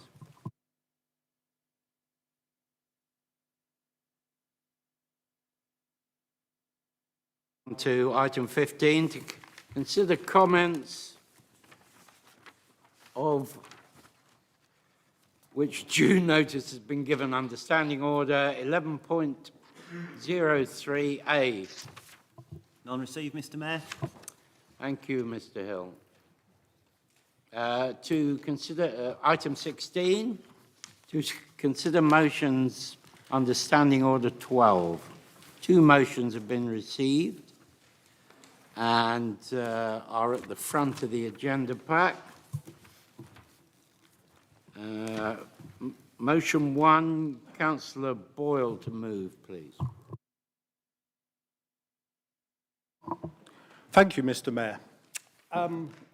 This motion here is a fairly topical one, but it really, beggars belief why it's so topical. Let's cast our minds back to the privatisation of water services. At that time, we were promised, were we not, that, or told, were we not, that the water industry would be best served by privatisation because we would get inward investment from the private sector, something that the public sector couldn't afford to do. And yet we roll forward now to the situation which has caused a lot of concern, which is that sewage, raw sewage, is pouring into our rivers and our seas, both in our area but around the country. Indeed, there has been 400,000 incidents of this over the last year. Now, I, as a resident and a user of the river, and we've all been told to take more exercise and go to our leisures and enjoy our leisure, don't want this situation to continue. So the motion before us here sets out what we believe is the issue. And the issue is that, and when it came up for debate in the recent Environment Bill, the House of Lords amendment was then returned to the Commons and voted down by the majority party in Parliament. And of course, Tom Randall, being the representative for here, had rather a large postbag about it, including from me, I have to say. Not that he's replied yet. But our view is here that we should all work together to eliminate raw sewage discharge. Put in the investment. Maybe the shareholders need to get a little bit less. And maybe environment protection needs to get a little bit more. So we are saying within the motion that we believe that what we need to do is to eliminate the discharges, that there should be a statutory duty to take all reasonable steps to do so, and eliminate the harm that is being done. We are, at the moment, really the dirty man of Europe. It doesn't have to be like that in the 5th richest country in the world. We have a right to a clean environment. We have to clean up our act. It cannot be right that the water companies find it cheaper and more beneficial to pay the fine rather than invest in the infrastructure which will be necessary in order to clean up so that we can build back better, that we can get tourism into our area, and that we can use our waterways safely. So this council motion also says we want to engage with the relevant agencies, such as Severn Trent, the Environment Agency, the County Council, and the government, to get swift action to stop this practice. And we will want to use the good offices of the Overview and Scrutiny Committee in order to monitor the progress being made. And we're also calling our elected representatives in Parliament in order to campaign and vote for a statutory requirement on water companies so that we simply don't just ameliorate the problem a little bit, but we go towards elimination, because there needs to be a zero tolerance approach to this. Just as an example, I was down in Colwick the other day in the Mayor's, Mr. Mayor's ward, and walking along the river, and there were notices there about blue-green algae. Now, this used to be a problem that happened in the summer. Now it's happening towards winter. So the situation has been getting worse, Mr. Mayor, and something must be done, and I think this is a very timely motion to bring, and brings our voice, the voice of our residents, none of which wish to see this practice continue. So we've had a lot of unanimity tonight on various matters, including the council tax reduction, which I'm very pleased and thankful for, and thank all groups for supporting. Again, I would urge each and every one of us as elected representative to support this motion tonight. Thank you. Thank you, Councillor Boyle. Councillor Payne to say. Thank you very much, Mr. Mayor. Second the motion and reserve the right to speak. Thank you, Councillor Payne. Are there any comments? I see lots of people with hands up. Councillor Gibbons, I think you were up first, then Councillor Creamer. Yeah, thank you. Thank you, Mr. Mayor. Yeah, I've been contacted by several residents in the Bestford Village area who've been accessing the Rivers Trust map, where you can see incidents of spillage and meter readings. Not only is it affecting the local amenity of the River Leen, which many of the Bestford Village residents use, there are also worrying signs as well, more internally away where the overflow systems are, particularly on the Rivers Trust survey. On Park Road within Bestford Village itself, there's been readings within that. And further afield, as we go up into Goosedale, there's been readings of spillages over there as well. So I welcome the motion, and I also particularly welcome the particular part of the motion which refers to overview and scrutiny, because I think this is the way to sort of like tackle these individual readings that are coming up. Thank you, Mayor. Thank you, Councillor Gibbons. Councillor Creamer. Thank you, Mr. Mayor. Just to point out that the legislation, which has been weakened in the last few weeks, is that for exceptional circumstances, exceptional rainfall, etc., they'll be able to discharge. And anybody that can say that 400,000 times in the last year is exceptional, it's amazing to my mind. But as far as the future goes, if we go back to the environment itself, we know that rainfall is actually going to increase. We know as air temperature warms, it actually holds more water in the atmosphere, and that will come down again. So we are going to be in for longer, hotter and wetter summers and winters. And the point with that is, if 400,000 is an exception now, what the hell's an exception in 2 years' time? It needs dealing with now. The rivers are starting to be polluted. We've had qualities reduced in every river in the country, whereas we've spent 20, 30 years actually getting quality up to getting fish back in various rivers. And at this moment in time, we're actually destroying the environment in all manner and all ways. This needs sorting out now. It was supposed to be sorted out on privatisation. It's just been kicked down, not down the road this time, it's been kicked down the river. So this particular one, I think it's a really good resolution, really good motion, and we should go forward and use, actually it's already been said, scrutiny. But just amazing, that amount is an exception, incredible. And at least 5,750 hours of sewage spills into waterways across Gedling. This is Gedling, just Gedling. So yeah, I'm not looking forward to any more exceptions. Thank you, Councillor Creamer. Councillor Brooks. Thank you, Mr. Mayor. As the motion states, in 2020, sewer storm overflows discharged sewage into the rivers and streams of Gedling for at least 5,752 hours. That is in some 240 days.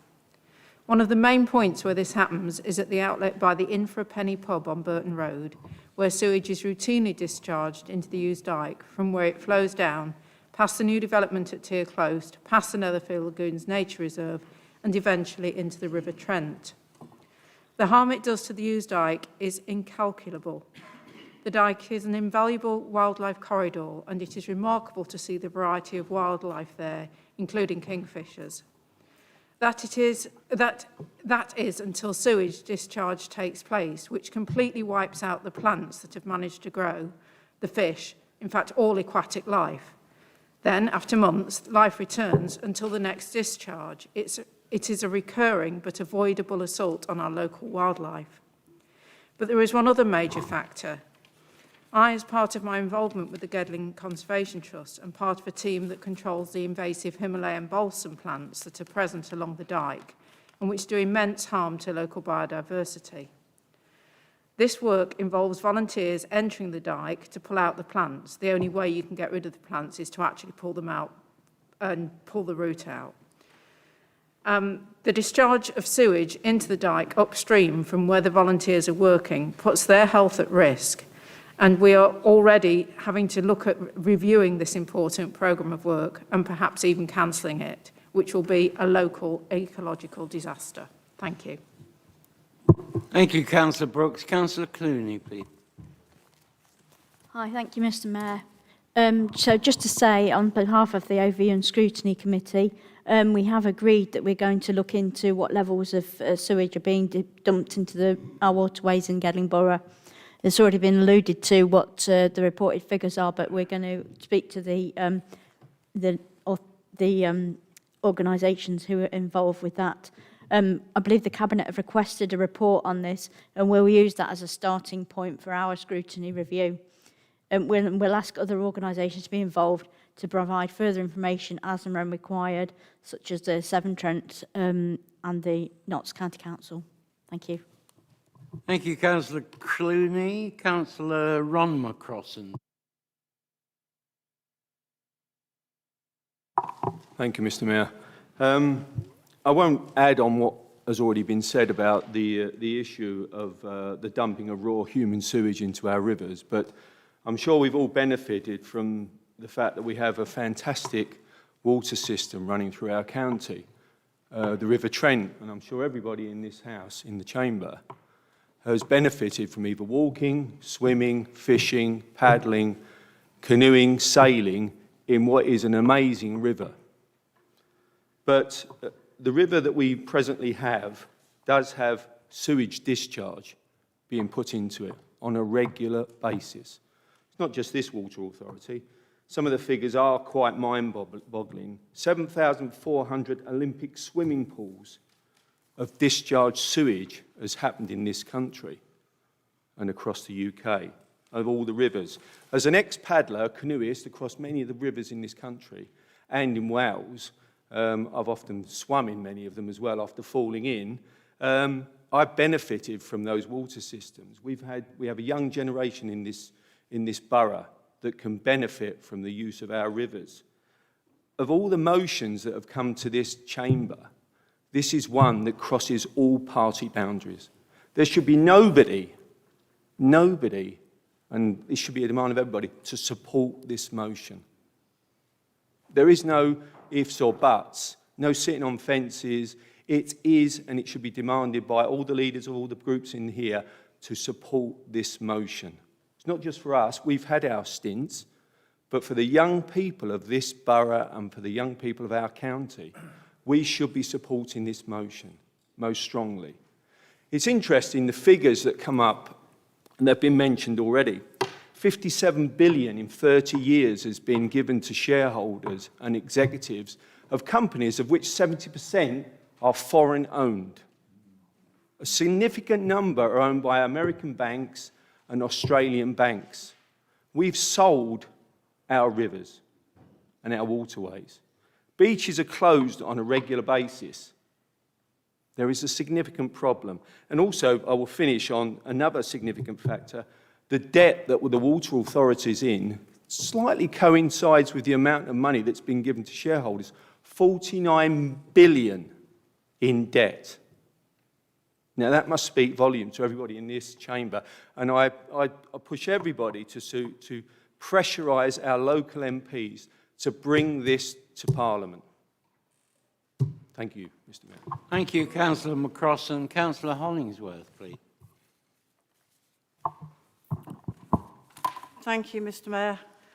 The issue of sewage is discharge into our local rivers and waterways is one that has generated alarm and anger in equal measure in Gedling residents. They've seen the pictures of dead fish, dead birds, and they've probably witnessed the dross and detritus that is deposited after a discharge.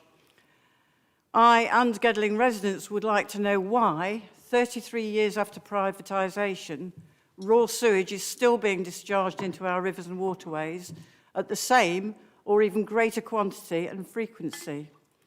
As Councillor Boyle mentioned, in 1989 we were told that privatisation, only privatisation, would bring the necessary investment to improve the infrastructure for sewage disposal and improve water quality, and it would also lead to lower bills. So 33 years on, there's very little evidence of much meaningful investment, and in 2020 the UK was ranked last in Europe for bathing quality. Prior to privatisation, the industry's debt was wiped out. But since 1989, the industry has loaded it back up again to around £50 billion at a cost of annual interest of £1.3 billion. And research found that the debt was not used to fix leaking pipes or treatment works.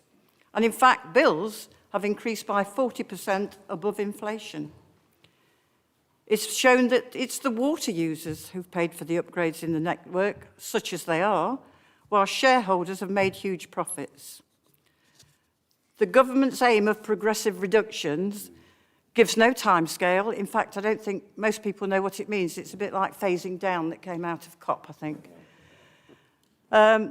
It will be difficult to monitor because the agencies who are charged with doing so have had reductions in their budgets and a subsequent reduction in staff and resources. Gedling residents want to see faster and bolder action from the government because our residents deserve so much better than this. They will expect that this council is part of that drive to improve the situation and stop these discharges into our rivers and waterways. Thank you. Thank you, Councillor Hollingsworth. Councillor Adams, please. Thank you very much indeed. Yeah, so I want to sort of start off really by talking about the fact that we need to reduce the amount of water that's getting into the sewer system. I think that's a really important thing to recognise. And I think there's responsibility across to ensure, across society, that we ensure that we're putting the right absorbing driveways, permeable driveways, that we're ensuring that rainwater is harvested and used for the flushing of toilets. and washing, and that we are putting less into the system. That's the first thing I'll point out. I think, second of all, what I also want to point out is that this council, in fact, this Conservative group, is deeply concerned by the shocking levels of sewage discharge into our waterways, as we are also express our concern at the figures published by the Rivers Trust. We believe there should be a statutory duty. We also believe that we should resolve to engage with these agencies. In fact, we believe and support the use of the overview and scrutiny to look into these discharges. Now, we've gone a little bit step further at the next one, which is around the local members of Parliament, because instead of putting it in a motion, we've decided to write to them instead and ask the question about their resolve to this particular point. And then the point is, the Council calls on local members of Parliament, Tom Randall and Mark Spencer, to publicly support our call for the banning and elimination of discharge of raw and untreated sewage into our waterways, rivers and oceans. And I will quote paragraph 3 and 4 from that letter. The letter is here. If anybody wants to have a read of it, you're very welcome. It says, the Environment Act 2021, which we have both voted for, creates a new duty on government to produce a statutory plan to reduce discharges from storm overflows and produce a report setting out the actions that would be needed to eliminate discharges from storm overflows in England and the costs and benefits of those actions. Both publications are required before the 1st of September 2022. And secondly, the Environment Act also creates 3 new duties on water companies to publish data on storm overflow operation, publish near real-time information on the operation of storm overflows, and to monitor the quality upstream and downstream of storm overflows and sewage disposal works. We note that the motion tabled by Labour councillors for debate at Gedling Borough Council on Wednesday the 17th of November says the council firmly believes there should be a statutory duty on all water companies to take all reasonable steps to ensure untreated sewage is not discharged from storm overflows. We are both pleased to confirm that we have already voted in favour of this, and the government is taking the action in its ambitious, wide-ranging Environment Act legislation, which ensures the government produces a plan to reduce discharges from storm overflows.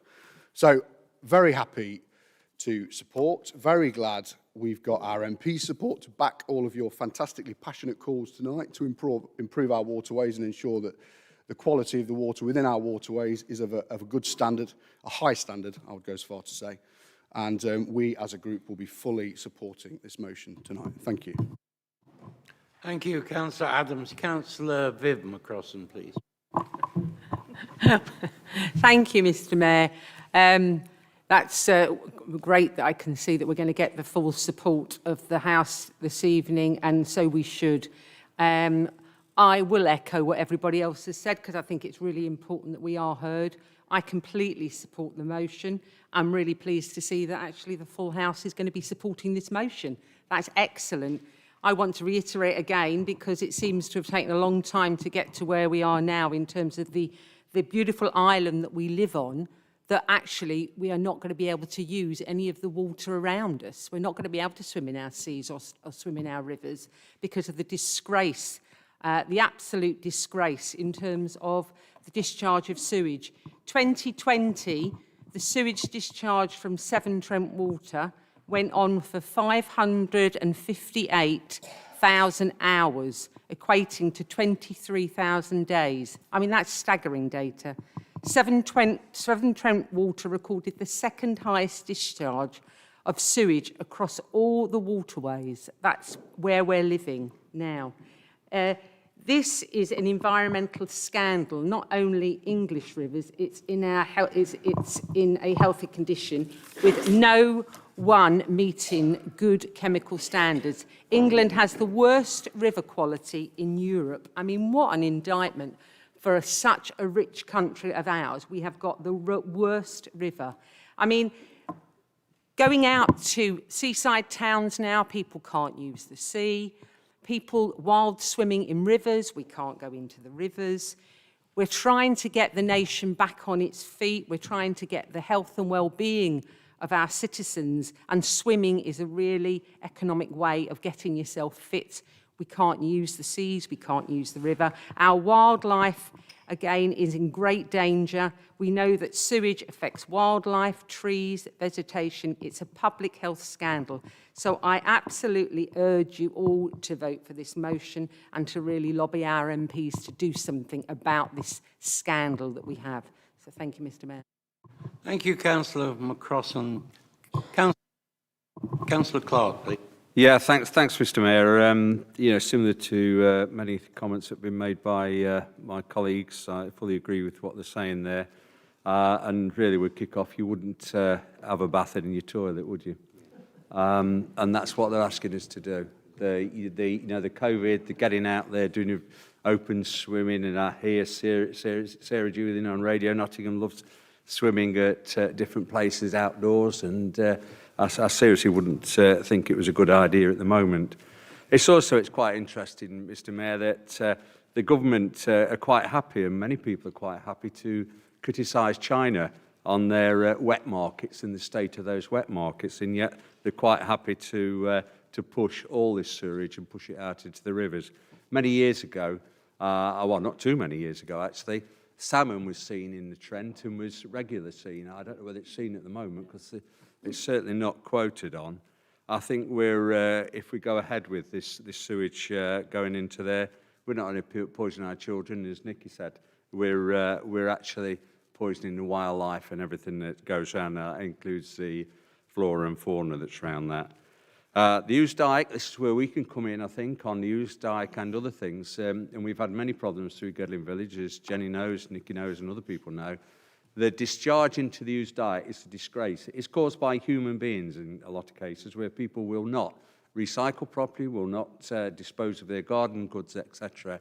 They just throw it in there. And also some builders builders or people do-it-yourselfers, whatever, think it's good to discharge a sewage pipe into there. And I think we must redouble our efforts to actually, when planning applications come in, just to redouble that we check and check and check again where those pipes are discharging to, because that is the natural way down to the river, as in Vale Road, where Meredith, the mayor, is patched. So I think there are 47 somewhere on some old maps, 47 different sources of water that run down and finish up in the Trent, and people have been throwing things in there. I remember the time when we first got in many years ago, which is probably, where are we, about 11 years ago, right at the top of Oakdale Road there was a discharge of raw sewage at such a rate, it was pumping. I can't think of the flats at the top of there. It's a long while since I represented that area. But we had to pay from this council because nobody else had taken responsibility. It was done there by a very poor standard of building, and it was absolutely heaving with raw sewage. It was rushing down the hill, and some of it was ending up on the railway track. We had to deal with that. So I think from our side, government side, planning really needs to tighten its act up and do it. The GAR, which you'll see, I think it's next week when we had a briefing yesterday about the increasing costs and the reasons for it. One of the reasons for the increase in the GAR costs is the fact of the amount of arsenic and other materials that have been found in there. You don't just get it away. You've got to deal with it and get rid of it properly. So, you know, there are lots of things that come out of by poisoning the land, and as Jenny said and other people have said, we're leaving this for the people that we leave behind. Myself, personally, I'm glad, and I keep seeing on the screen here, that the government has jumped into line over MPs' jobs onto a Labour motion there, and they'll turn it around and say it was them, but whatever. So there's something been sorted there, and I hope they do the same on this one. I am particularly disappointed that the knee-jerk reaction of the Chief Whip, Mark Spencer, and our local MP, Tom Randall, in straight putting the hands up, instead of asking those simple questions that we as lay people here are doing tonight. We need to do something. We need to do something together to make sure that this doesn't happen and we don't leave a poisoned earth. Thank you. Thank you, Councillor Clark. Are there any other comments? If not, Councillor Boyle to close. Sorry, Councillor Payne, I beg your pardon. Thank you, Mr. Mayor. Did reserve my right to speak. Really welcome the support from across the chamber, and it is interesting, isn't it? We started this debate by Councillor Boyle saying that as a resident and constituent in the Gedling Borough constituency that he'd written to the Member of Parliament are still waiting a response. And he's a resident, but Councillor Adams writes a letter in response to a Labour motion and gets a response, presumably for political sophistry tonight in the chamber, and presumably because Conservative councillors are higher on the priority list than residents who live in the area who are concerned about the issue. But nonetheless, as Councillor Clark says, I'm really, really happy that Councillor Boyle and my motion here tonight at the Council have dragged the MPs kicking and streaming to finally realise that they were absolutely in the wrong when they did what they did 3 weeks ago in the House of Commons. And there's no hiding from that. There's no pretending that didn't happen. As Councillor Clark says, it was a deliberate choice by the Chief Whip, Mark Spencer, who serves part of the borough, and the member for Gedling, Tom Randall, to put their hands up. In actual fact, it was remarkable, Mr Mayor. What happened was the two members of Parliament put their hands up for opposing the Lord's amendment. And let me just read to you the Lord's amendment before we get into a debate, as Councillor Adams says about dancing on the head of a pin. The purpose of the amendment is to try to eliminate, not simply reduce, the harm caused to the environment and individual and public health by the discharge of untreated sewage into rivers, and to ensure that the various agencies use their powers of enforcement. And that was a cross-party Lord's amendment. And what happened? Conservative MPs, demanded by the Chief Whip and Prime Minister, lined up to vote against the amendment. In fact, our own local MP, Tom Randall, then went proactively to Gedling Eye and wrote a comment piece about why trying to eliminate sewage was absolutely the wrong thing to do and was practically impossible, I think, were the words that he used, only a couple of days later to realise that he'd got himself into a quagmire or into a pile of proverbial SHIT over the issue, and needed to change his mind in terms of the vote.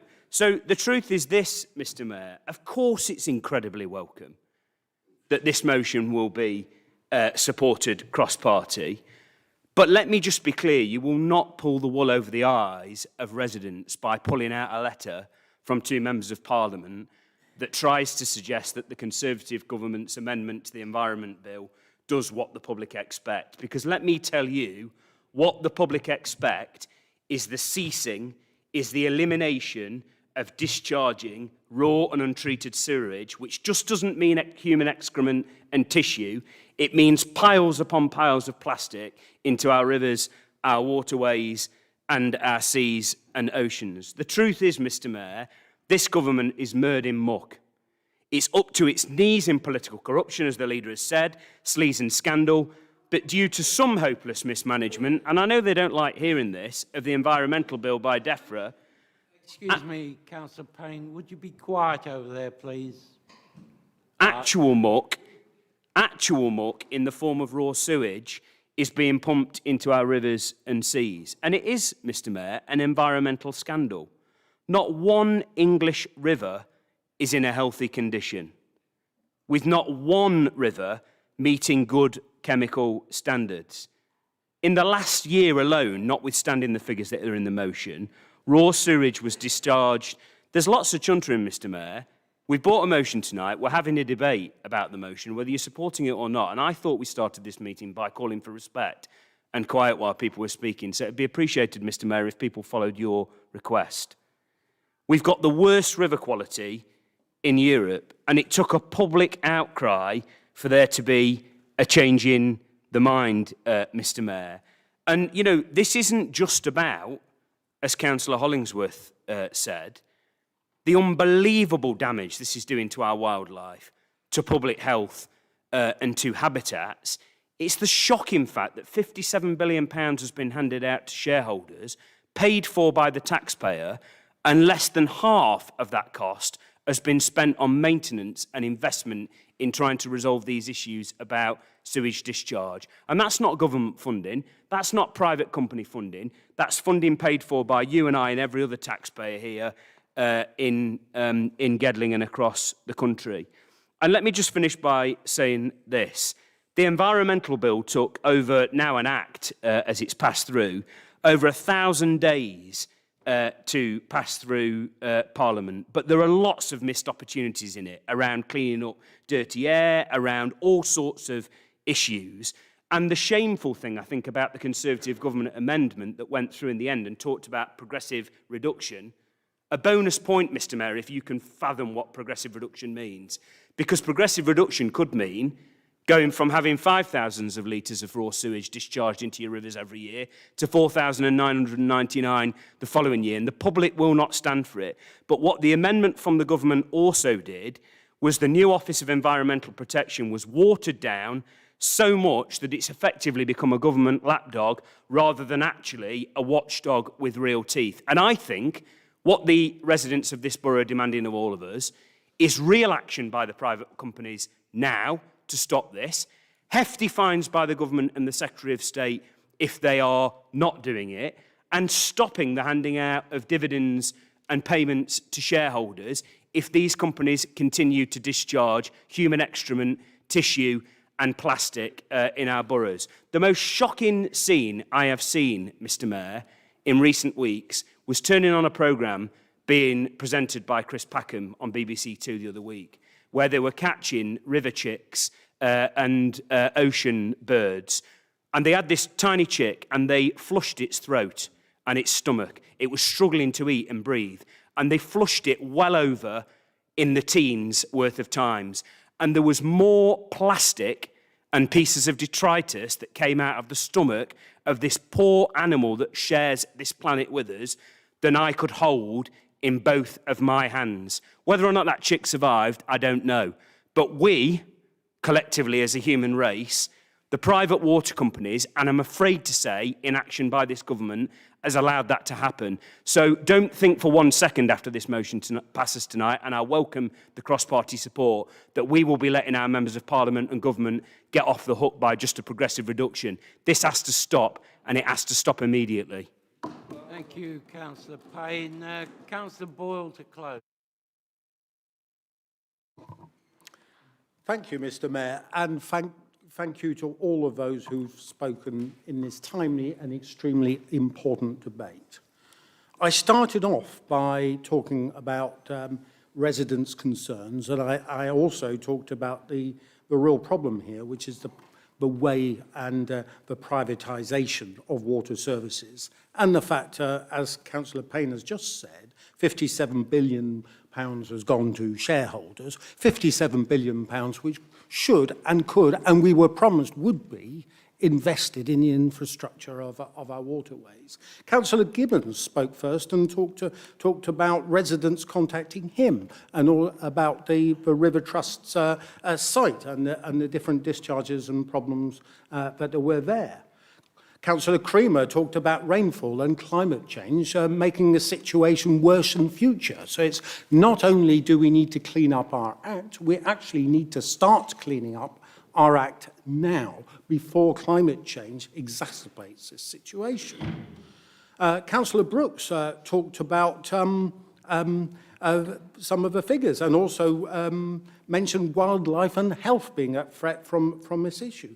Councillor Clooney also spoke about the work of the overview and scrutiny, and let me place on record my thanks to that committee for looking at this and related issues in a timely way, and I welcome further work by that committee on this. Councillor Ron McCrosland talked about the fantastic waterways that we got, the historic River Trent, and what a great river that is, and how he used to enjoy canoeing and so on. But of course, sewage discharges, and we've got the National Water Sports Centre just over the river there. I mean, that's that threat if we don't clean up our act, because nobody will want to go there in the future. So he's quite right. And he called for cross-party support on this. And I'm glad to say that we were given that by Councillor Adams. But let me say to Councillor Adams as well that, you know, it is good that MPs are suddenly coming to realise that this is rather important. But let's be clear, a plan by the summer of 2022, although welcome, we actually need the water companies to start cleaning up their act and eliminate the issue now, not to wait then. We don't want to wait for a plan or a Teams meeting or something like this. We actually want a work to start straight away on this, which is why I think the motion is good, because what it does is to seek to engage with Severn Trent and other parties on this issue and make sure that we start to deliver for residents on this who all want a safe and clean river system for the question of wildlife. Councillor Hollingworth talked about dead fish and talked about privatisation promising lower bills. Instead, we got higher bills and dead fish as a result. It's not good enough. We do need to change the system, but we need to change now and make sure that Severn Trent actually invests rather than pays its shareholders. Now, Councillor Vivian Crossland said or talked about the health and well-being issue and wild swimming, which has grown in popularity. But of course, that's under threat for what's actually going on now. And we've got the worst river quality in Europe, which she said and other people have also said. And she's in support. So I hope you follow her directive and all vote for this. Councillor Clark always has a way of putting this in simple but very effective terms, in that he says that no one would choose to bathe in the toilet. He's quite right, and I wouldn't either. And I thank him for his support and to putting this so clearly. We do need to act on this now. And Councillor Payne, who spoke in support, seconding the motion, is quite right. We welcome on our side, and I personally welcome the fact that all parties will be in support tonight. But what needs to happen when they give their support is that they... Of course, Mr. Mayor, I'm addressing you. Yeah.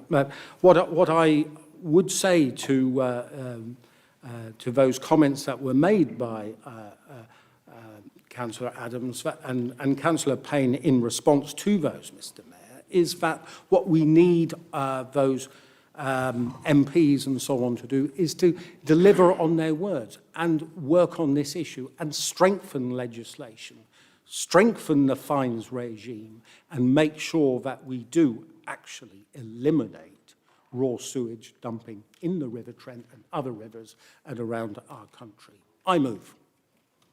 Thank you very much, Councillor Boyle. We'll move to the vote. All those in favour? Any against? Unanimity has certainly broken out this evening. What? Oh, yes, sorry. Before we take the next motion, I'd like to propose a 10-minute adjournment for a comfort break. Could I have a seconder, please? Could I have a seconder, please? Well, in that case, I have to leave the chamber. I'm sorry.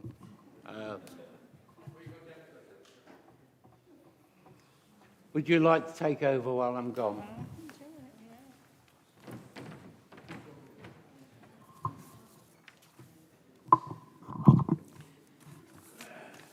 Motion 2 then. Oh.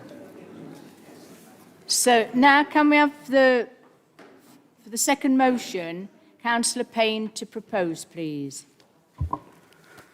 Thank you very much, Madam Deputy Mayor. The motion speaks for itself, really. We've had a long debate tonight and unanimous agreement almost entirely through. Dare I say, I'm not sure that unanimous agreement might last to the end of the meeting. Maybe Councillor Adams and his group might surprise us and there might be unanimous agreement right to the end of the meeting. I certainly hope there is, because actually this issue is just as important actually as the issue that we have just been debating. So the motion should be taken as read.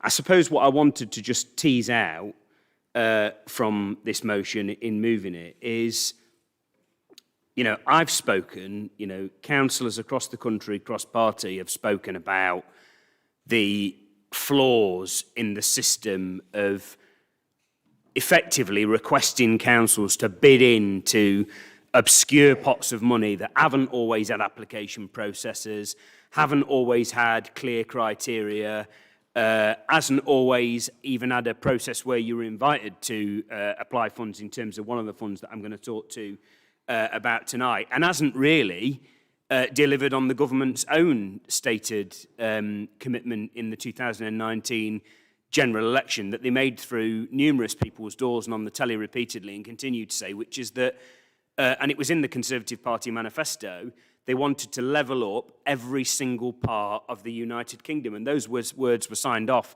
by the Prime Minister in the manifesto. You can go back to the manifesto and see it, and it's been repeated since, and it certainly was by our two members of Parliament. But it hasn't been delivered on. And that system of asking councils to go with a begging bowl, often, as I say, sometimes without an application process, certainly for Gedling Borough, has not paid. And I have to say, it does leave you sitting here sort of dispassionately reflecting. A promise was made here in Gedling Borough: vote for a Conservative MP in Gedling constituency, re-elect a Conservative MP in Sherwood constituency, and the money will flow. And if you were a decent taxpayer in this borough, you would have taken that word at face value. And you may not have expected, Madam Deputy Mayor, for Gedling Borough Council to be at the front of the queue for every big pot of funding that's come forward in terms of supporting our local town centres, etc. But I think you would have expected from those promises that were made that we got our fair share, or we at least got treated in the round fairly.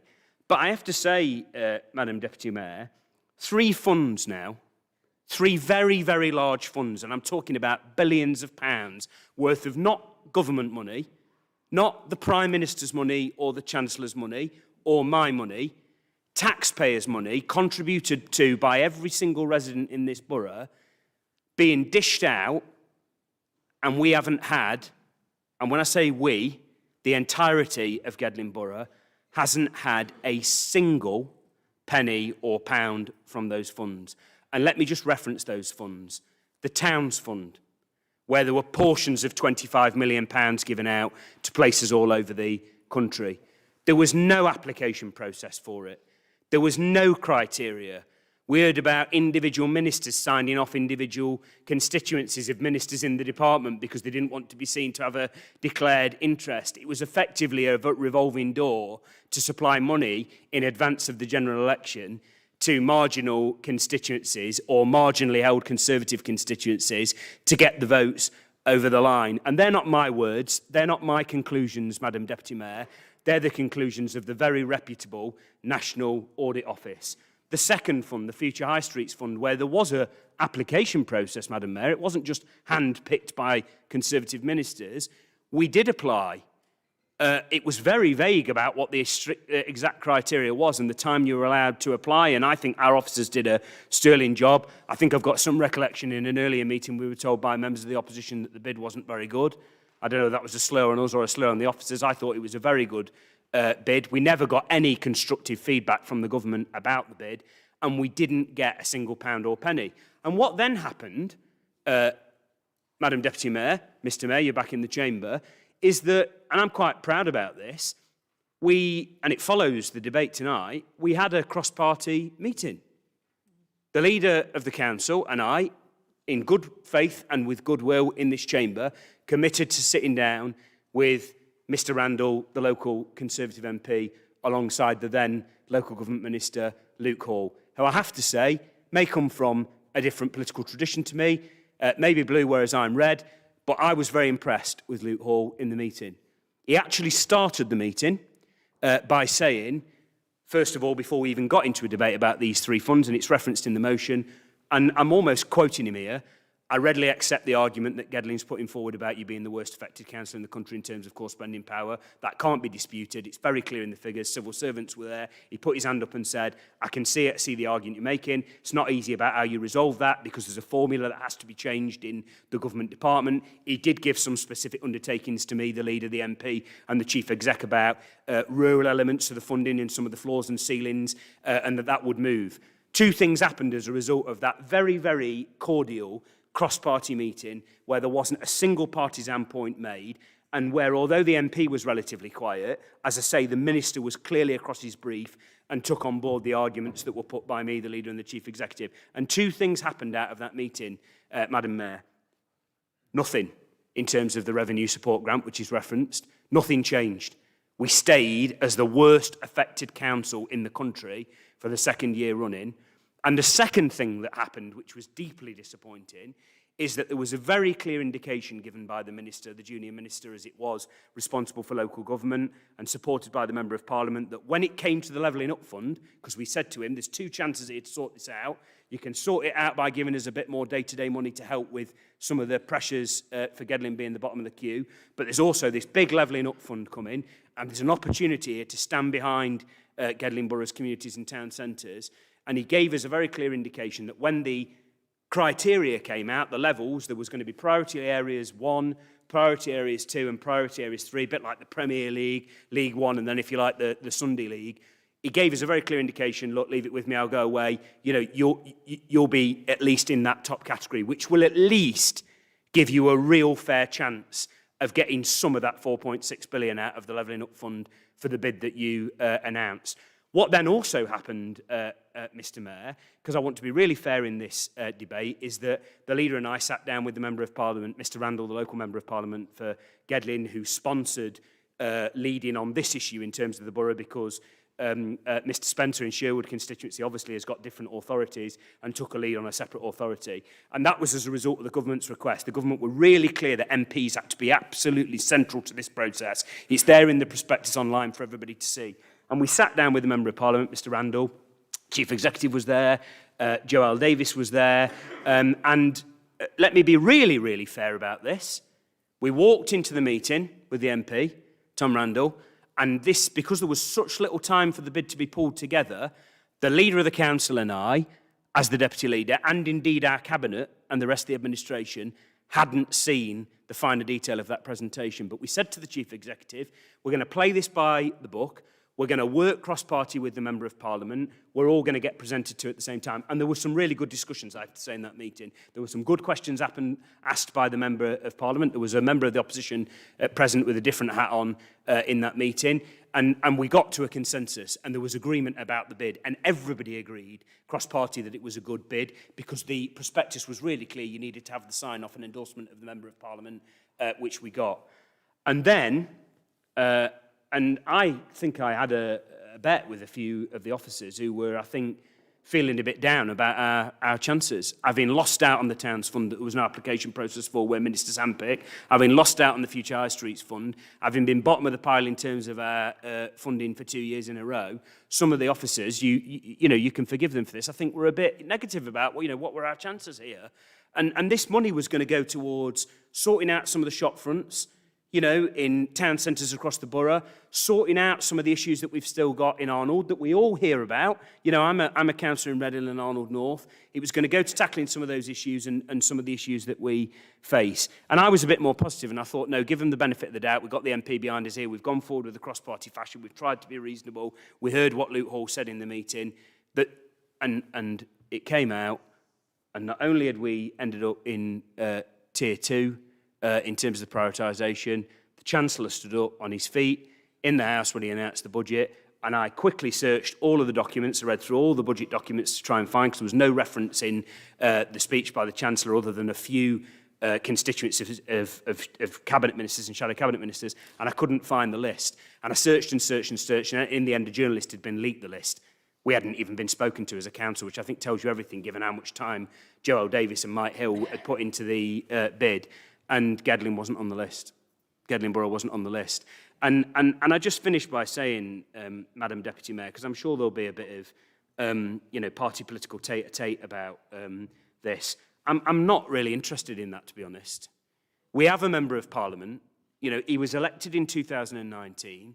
He was duly elected in 2019. I didn't want him to be elected, but he was elected. He made promises. The Prime Minister made clear promises about levelling up and about us getting our fair crack of the whip. And we haven't had a single penny.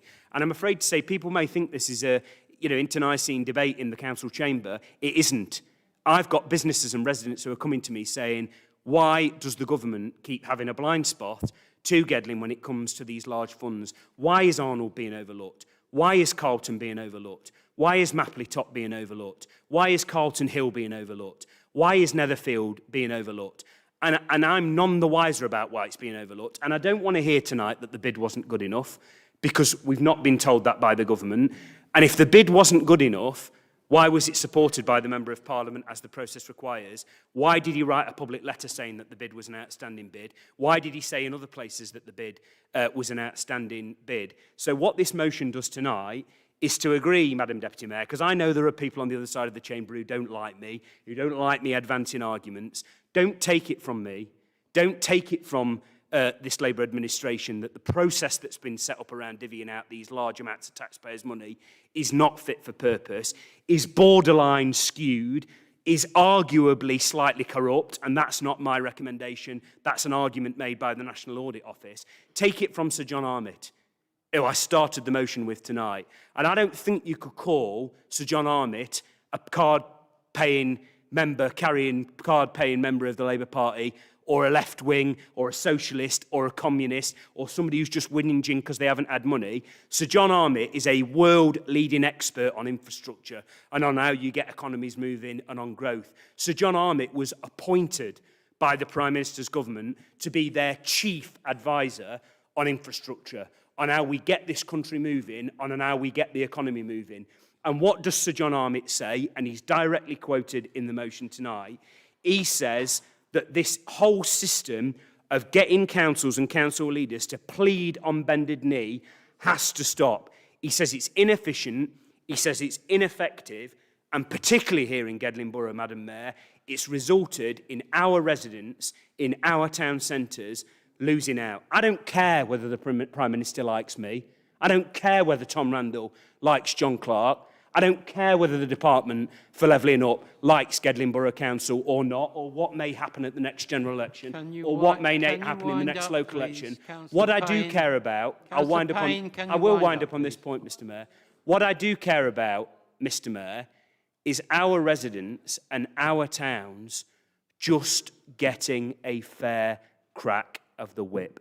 And I'm not asking to be front of the queue, but I am saying stop putting our residents and taxpayers at the back of the queue, because they can see they are having the wool pulled over their eyes and they don't like it. Thank you, Councillor Payne.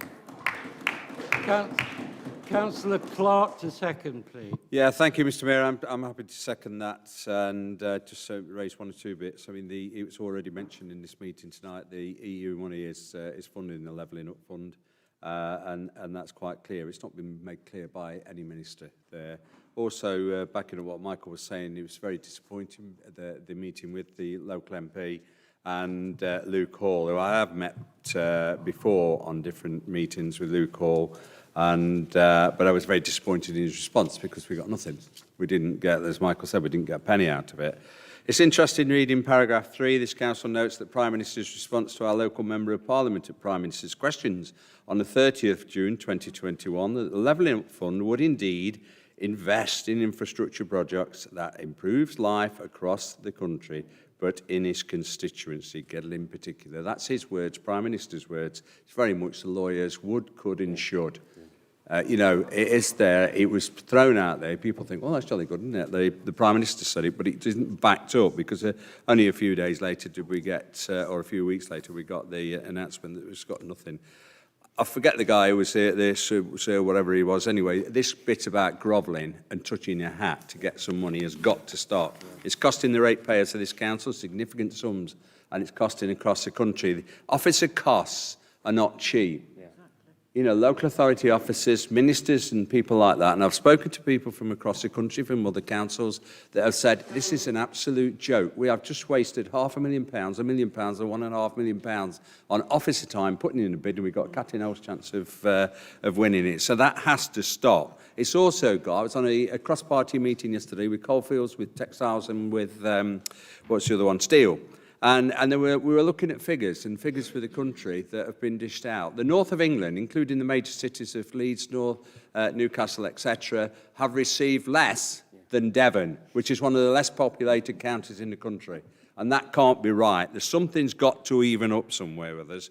The ministers agree with us, but don't agree when it comes to dishing this stuff out. The imbalance that sees locally, and that is Ashfield, which have had 66 million, 6 million on top of that for another, I think that was the streets one, and 5 million for another one that came in, something around that figure. Mansfield have not had that large, but they've had about 30, 40 million. Newark and Sherwood have had a bath in it. They've had an absolute bath in funding from all over the place. And they've got loads of it. And, it's not, you don't have to be that proverbial, what do we all say, rocket scientist or something like that, to actually look at it. It is unfair. It's grossly unfair for the 120,000 people that live in our borough, and we should demand, and so should our MPs. I'm very, very disappointed in our MPs. Again, I've said it in the previous motion, I'm saying it again, they need to get off the backside and start really getting in there, because other people are walking away with our slice of the cake.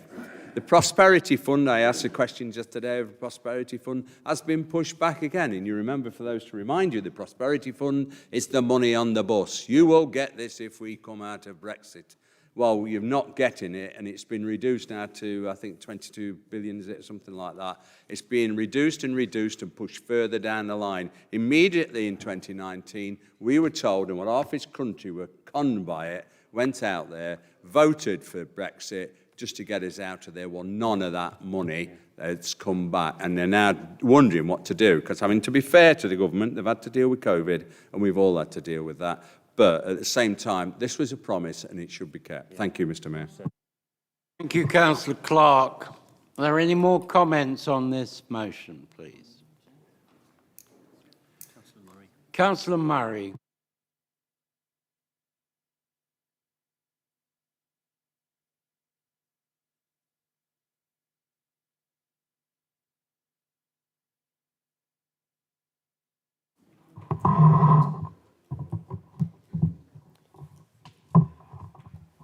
I wouldn't want you all craning your necks to see me sitting on the back benches over there. Levelling up is unequivocally a good thing. I agree with the Deputy Leader as to its importance.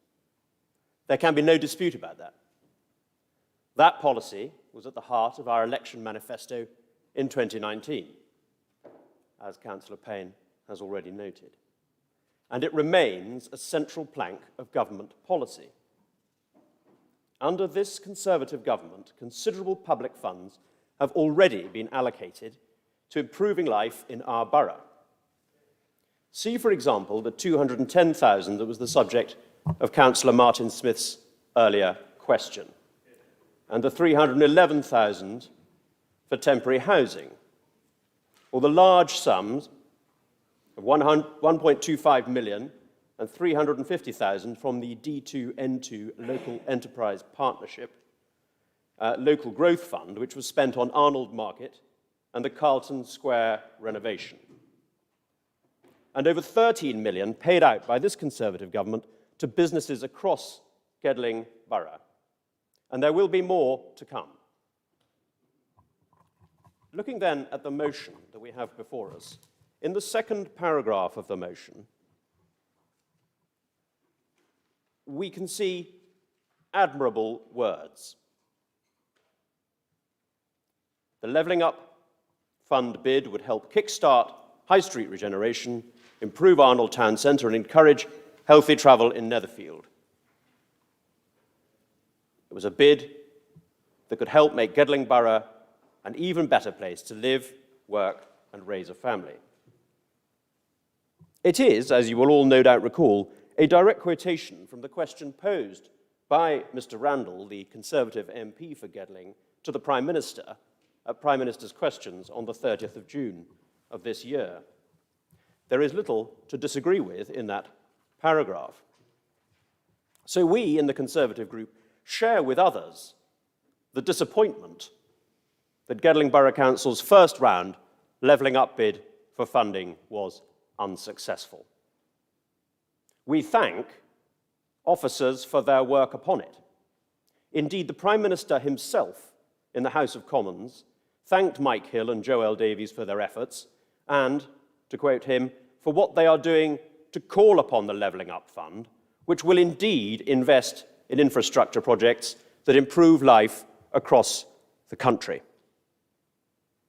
Having set out those preliminary remarks, we must now turn to the meat of this motion. What is the reason why this bid failed? We must face the fact that there cannot be prizes for all. And Gedling Borough Council's bid for Phase 1 LU funding was a failure. What is the reason for this? Fortunately, there are going to be further opportunities for this council to bid for more investment under the Levelling Up Fund. The projects selected to receive funding for round 1 of the Levelling Up Fund were announced by the Chancellor at the 2021 spending review, and feedback sessions will be offered to unsuccessful places to support applications into further rounds for the fund, building on the feedback this council received from ministers and on other funding rounds organised by Mr Randall, Gedling's MP. Round 2 of the Levelling Up Fund will open in spring of 2022, and further details will be set out, giving this borough more time to consider and develop their proposals.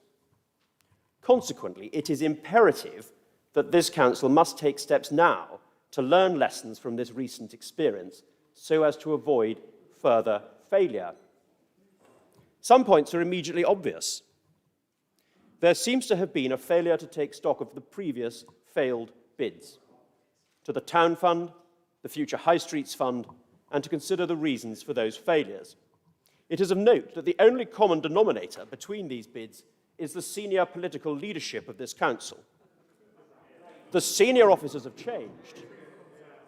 The relevant ministers have changed, both at Secretary of State and at junior minister level. And there was, in the case of the Gedling constituency, at one point, a different Labour Member of Parliament during the time of the first bid. The harsh reality is that the recent Levelling Up Fund bid was not good enough. It did not cut the mustard. This council had a fair crack of the whip.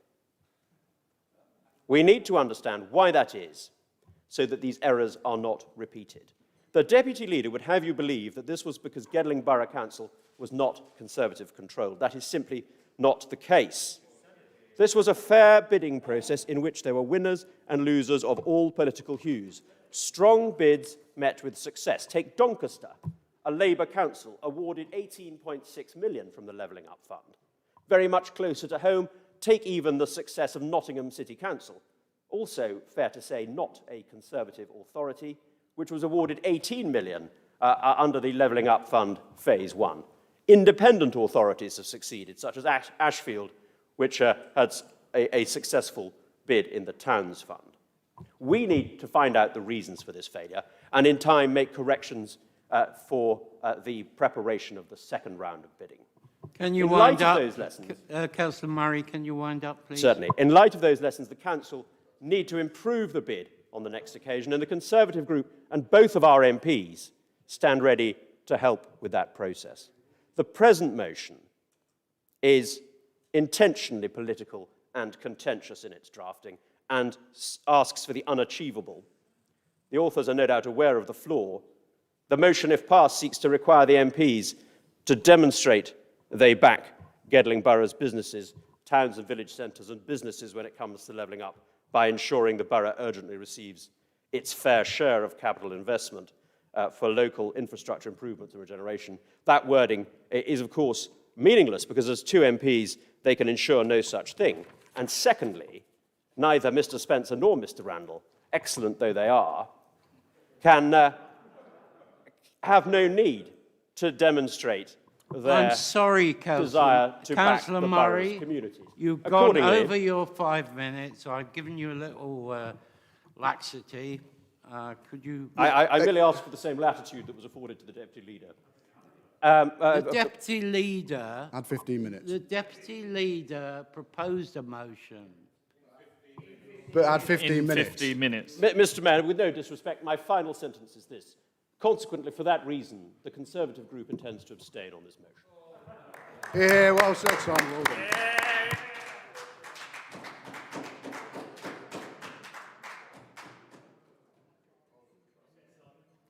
Thank you, Councillor Murray. Are there any other? Councillor Elwood I've got, then Councillor Gibbons, then Councillor Creamer.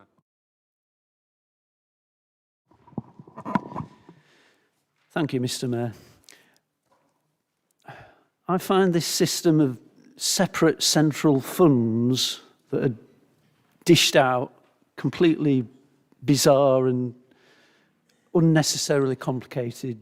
It seems alien to our British political tradition. Councillor Clark referred to the cost of officers' time, and I think that is true. It seems ridiculous that every council is bidding for these funds, wasting officers' time when that money and time could be spent doing other things. It's just crazy. It's deeply corrosive to our democracy.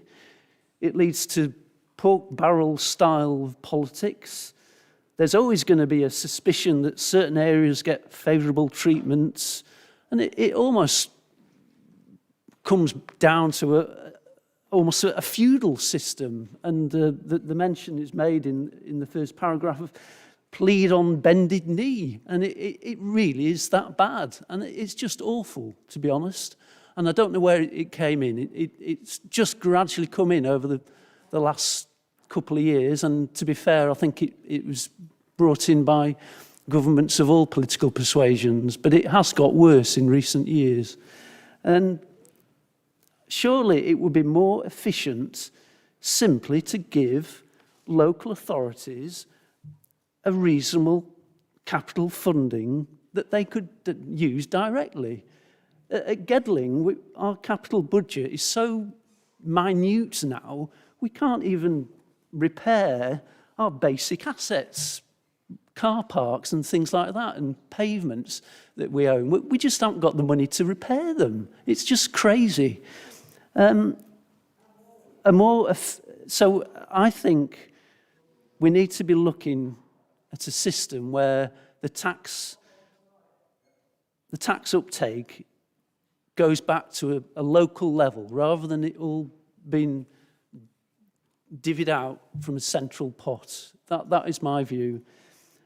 And clearly there are going to be larger schemes that will still need regional or national funding, but it's gone totally over the top. So I will be supporting this motion, if only because of that view. Thank you, Mr. Mayor. Councillor Elwood, thank you. Councillor Gibbons next. Yeah, it's just a couple of sentences, really. So, as a borough, Gedling Borough, we've gone through a torrid time through COVID. I just think it's disgusting at the way that we're treated by this government, as we as a borough, what we've gone through, and then we're at the bottom of the pile. Thank you. Thank you, Councillor Gibbons. Councillor Creamer, I think, was next. Yes, thank you, Chair. I just want to actually thank the Tories for actually telling us where we actually went wrong in great detail, which the government couldn't be bothered to do. If the bids weren't good enough and the MP signed off, as Councillor Payne has already said, why was it signed off? If you don't get any feedback from anything at all, if you're treated this way, if actually you put decent bids in, and they are decent bids, and it was agreed at a meeting apparently by the MP that it was a decent bid or a very good bid, to actually come out and preach to us that they were all basically crap, where were the details from the government? And as I remember, and I do remember the Prime Minister actually thanking the officers by name, which is against protocol anyway. You thank the officers of Gedling Council. You don't put by name. If you put by name, you actually put the leaders, whether they're Tory, Labour or whatever. So against protocol. And it does seem to be this is a completely political move by the Tories and by our present MP to downgrade Gedling. We actually need that money. They know we need it. I have to agree with Councillor Elwood about this method of getting it is actually ridiculous, and it creates infighting in itself. And it also leads to actually threats. If you don't vote a particular way, you won't get any funding. So the question to be asked, which we weren't asking here, but perhaps I could ask as a resident of Gedling, did he bow down when it actually came to the voting of what we should actually be doing when people actually disobey the rules in Parliament? Did he actually bow down? And that is a system, it is actually a corrupt system. It's not just a ridiculous system. When you can put pressure on MPs, no matter what colour they are, and say, well, if you don't do this, you won't get any money. So he's already bowed down. There's no need to give him any money, give Gedling any money, because he'll bloody bow down again. £5 for your charity, Mr Mayor. Thank you, Councillor Creamer. I shall take you up on that. Councillor Wilson. Thank you, Mr Mayor. I'd like to call for a named vote when we come to the vote, please. Is that seconded?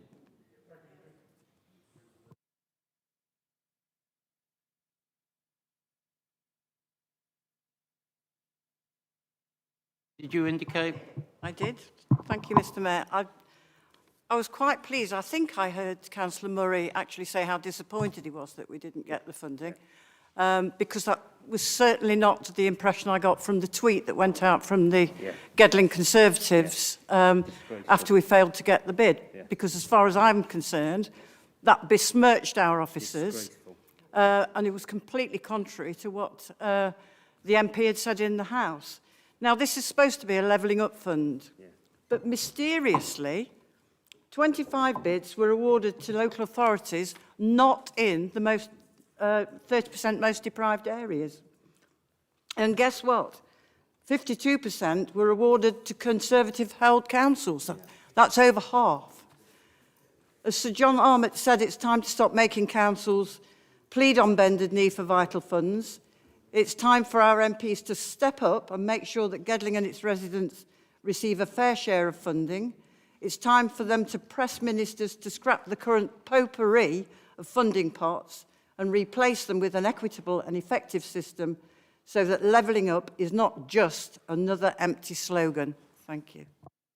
Thank you, Councillor Hollingsworth. Councillor Boyle, please. Thank you, Mr Mayor. Just a couple of very short points on this. It seems to me that Councillor Murray, when he was at the lectern, maybe he thought it was at the dispatch box, I don't know, but he seemed to besmirch the good work that the officers of Gedling Borough had been doing, because he said that the bid wasn't good enough. Well, I'm sorry, but we have some of the best officers, I think, in the country in this borough. And I call on Councillor Murray to apologise for that appalling slur that he gave. I would also echo what Councillor Elwood and also Councillor Creamer have described as a system of bidding for money. I believe in local democracy. We should vote for who we want to vote for as residents, and then the authority that takes the decisions in a representative democracy distributes and projects and money according to the manifesto commitments that they've given. How is that served by MPs and deals and whispers in ears? If you vote this way, you'll get it, and if you don't, you won't. This whole system needs to be turned upside down, and we need to have a proper way of funding local government. Thank you, Councillor Boyle. Councillor Smith. Oh, Councillor Hope next, and then Councillor Smith. Councillor Martin Smith. That was quick. Thank you, Mr Mayor. I've been thinking about this. I hadn't really thought about it before I came in, but I've listened to what's been said, and I do feel that we're in this situation because the system's wrong. I also think we're in this situation because we're forgetting that this money isn't for Gedling Borough Council or Ashfield Council or whatever. This money is for the people living in those areas. And to be honest, whether our bid was good or bad shouldn't make a difference. The fact of the matter is, if the people in Gedling need the money just as much as the people in an area that have been given a grant, then they should have got it as well. There is. I mean, to be honest, I could design a system of distributing money on any basis tomorrow. I mean, essentially what you do is you put down your criteria, you ask boroughs to put their figures up against them, and the most needy, the most requiring, get it. And it has nothing to do with the colour of the council. It has, or the colour of the people. It has to do with the need in that community. And it's not hard to do that. And I really think Councillor Elwood's spot on. Yeah, we should, and everybody else, actually, to be fair, we shouldn't be going through this sort of process to get money that the people need. And remember, you're not giving it to a council, you're giving it to the people who live in the borough. That's all I've got to say. I shall be supporting it now. Thank you. Thank you, Councillor Hope. Councillor Martin-Smith. Yes, just very briefly, Mayor, can I just come back on Councillor Boyle's comment about Councillor Murray trying to, in his words, besmirch our officers? That certainly wasn't said, and it certainly wasn't intended by anybody on this side of the chamber. And I think we all know that. And I also find it quite ludicrous that people, members of this chamber, also believe that our two MPs are not working in the best interests of this borough. Of course they are. They're doing that tirelessly day after day. Thank you, Councillor Smith. Are there any other comments on the motion? If not, Councillor Payne. Councillor Payne to close. Thank you very much, Mr. Mayor. It took a while, didn't it? But the truth came out. And the truth is now there on the record for the public to see.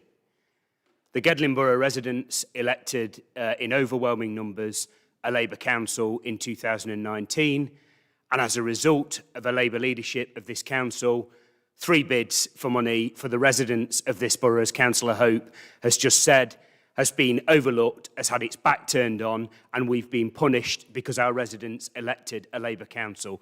Let me just say this to you, Mr. Murray. Did your party learn nothing from the Owen Paterson affair last week? Because I'm going to call it what it is. What you said up there tonight about there is a theme between there being a Labour leadership between these bids, and that's why the residents of this borough didn't receive any money, who, by the way, may have voted Labour, Independent, Green, Liberal Democrat, or may not have even voted in the last local election, is corruption. It's a disgrace, and actually our residents in this borough deserve better.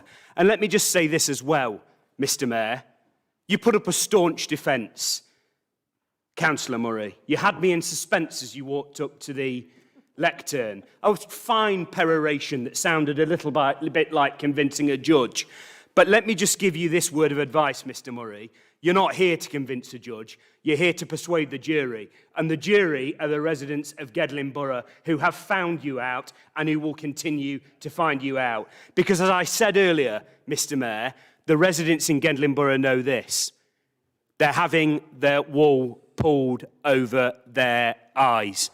And I'm glad Mr. Murray spotted the direct quotation from Mr. Randall MP, who should be given credit for writing a letter in support of our bid, who should be given credit word for word, as is referenced in the motion, for standing up and commending the bid in Prime Minister's questions and endorsing the bid in front of our officers and commending Mike Hill and Joel Davis.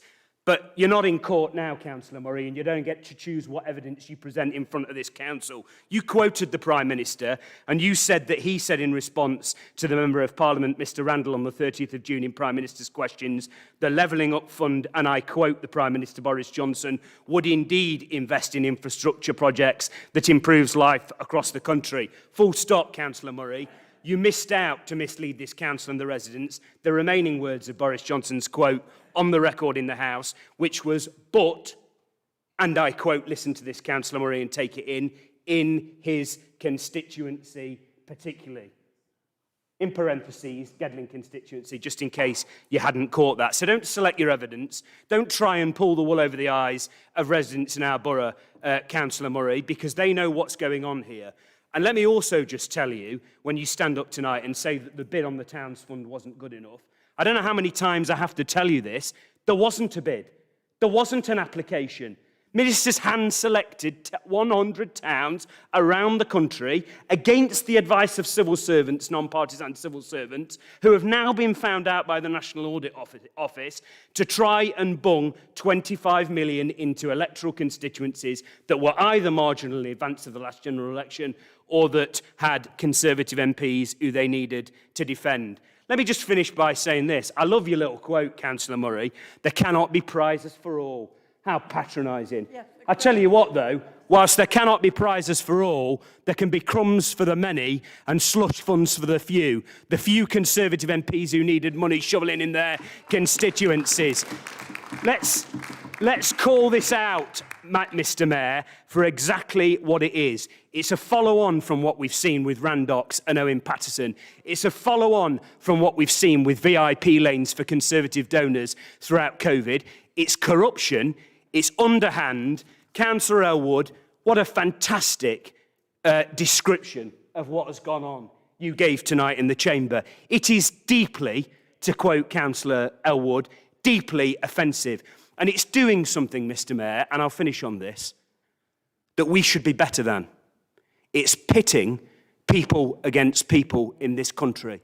It's pitting town against town in this country. It's pitting village against village in this country. It's pitting the north against the south, the old against the young, the coastal towns against the cities, the counties against the urban districts. We're better than that. And if you want to be a government and a party here in Gedling that brings people together, that genuinely levels up this country, you don't do it by turning your back on the hard-working taxpayers of Gedling Borough who have been overlooked for 3 times. It's a shame that you are finding the nearest fence to sit on tonight. And when it comes to the next borough election and the next general election, every single household will be reminded of your actions in spite of your peroration tonight, Councillor Murray, which is when it came to the crux of standing up for your residents, not for the council, when it came to the crux of arguing to make sure that Gedling got a fair crack of the whip and got a pound and penny back of the money that had been paid into the exchequer, you went and looked for the nearest fence and you sat on it. Shame on you. This administration, Councillor Elwood and his Liberal Democrat colleagues, Councillor Hope and Councillor Bosworth, who have the fair decency to see through the naked political gimmicks that there are going on here, will continue to stand up for the residents of Gedling Borough Council, while you to continue to patronise them with your piffling nonsense that we heard tonight. I move the motion, Mr Mayor. Thank you. Thank you, Councillor Payne. A recorded vote has been called for. Mr Hill. Thank you, Mr Mayor. So we now move to a recorded vote. So when I call your name, please state either for, against or abstain. So Councillor Adams. Abstain. Councillor Peter Barnes. Councillor Sandra Barnes. Councillor Barnfather. Councillor Boyle. 4. Councillor Brooks. 4. Councillor Clark. 4. Councillor Clooney. 4. Councillor Collis. 4. Councillor Creamer. 4. Councillor Elliott. Abstain. Councillor David Ellis. 4. Councillor Rachel Ellis. 4. Councillor Roxanne Ellis. 4. Councillor Elwood. 4. Councillor Fox. 4. Councillor Gibbons. 4. Councillor Greensmith. Abstain. Councillor Hemingway. 4. Councillor Hollingsworth. 4. Councillor Hope. 4. Councillor Keneally. 4. Mr Mayor, Councillor Lawrence. 4. Councillor Ron McCrossan. Councillor Viv McCrossan. Councillor Miller. Councillor Murray. Councillor Nayuk. Councillor Paling. Councillor Parr. Councillor Payne. For a fair deal for Gedling Borough residents. Councillor Martin Smith. Councillor Sam Smith. Abstain. Councillor Truscott. Councillor Wheeler. And Councillor Wilkinson. Thank you. Mr Mayor, that's carried. The motion is carried. As this is the last meeting of the council before Christmas, let me be the first to wish you a very peaceful and happy Christmas and New Year, even though you didn't second my adjournment motion. However, could I thank members for, 99% in the main of being up to the standard that I would expect of you. So thank you for that. Ladies and gentlemen, members of the council, please be upstanding for the Worshipful the Mayor of Gedling.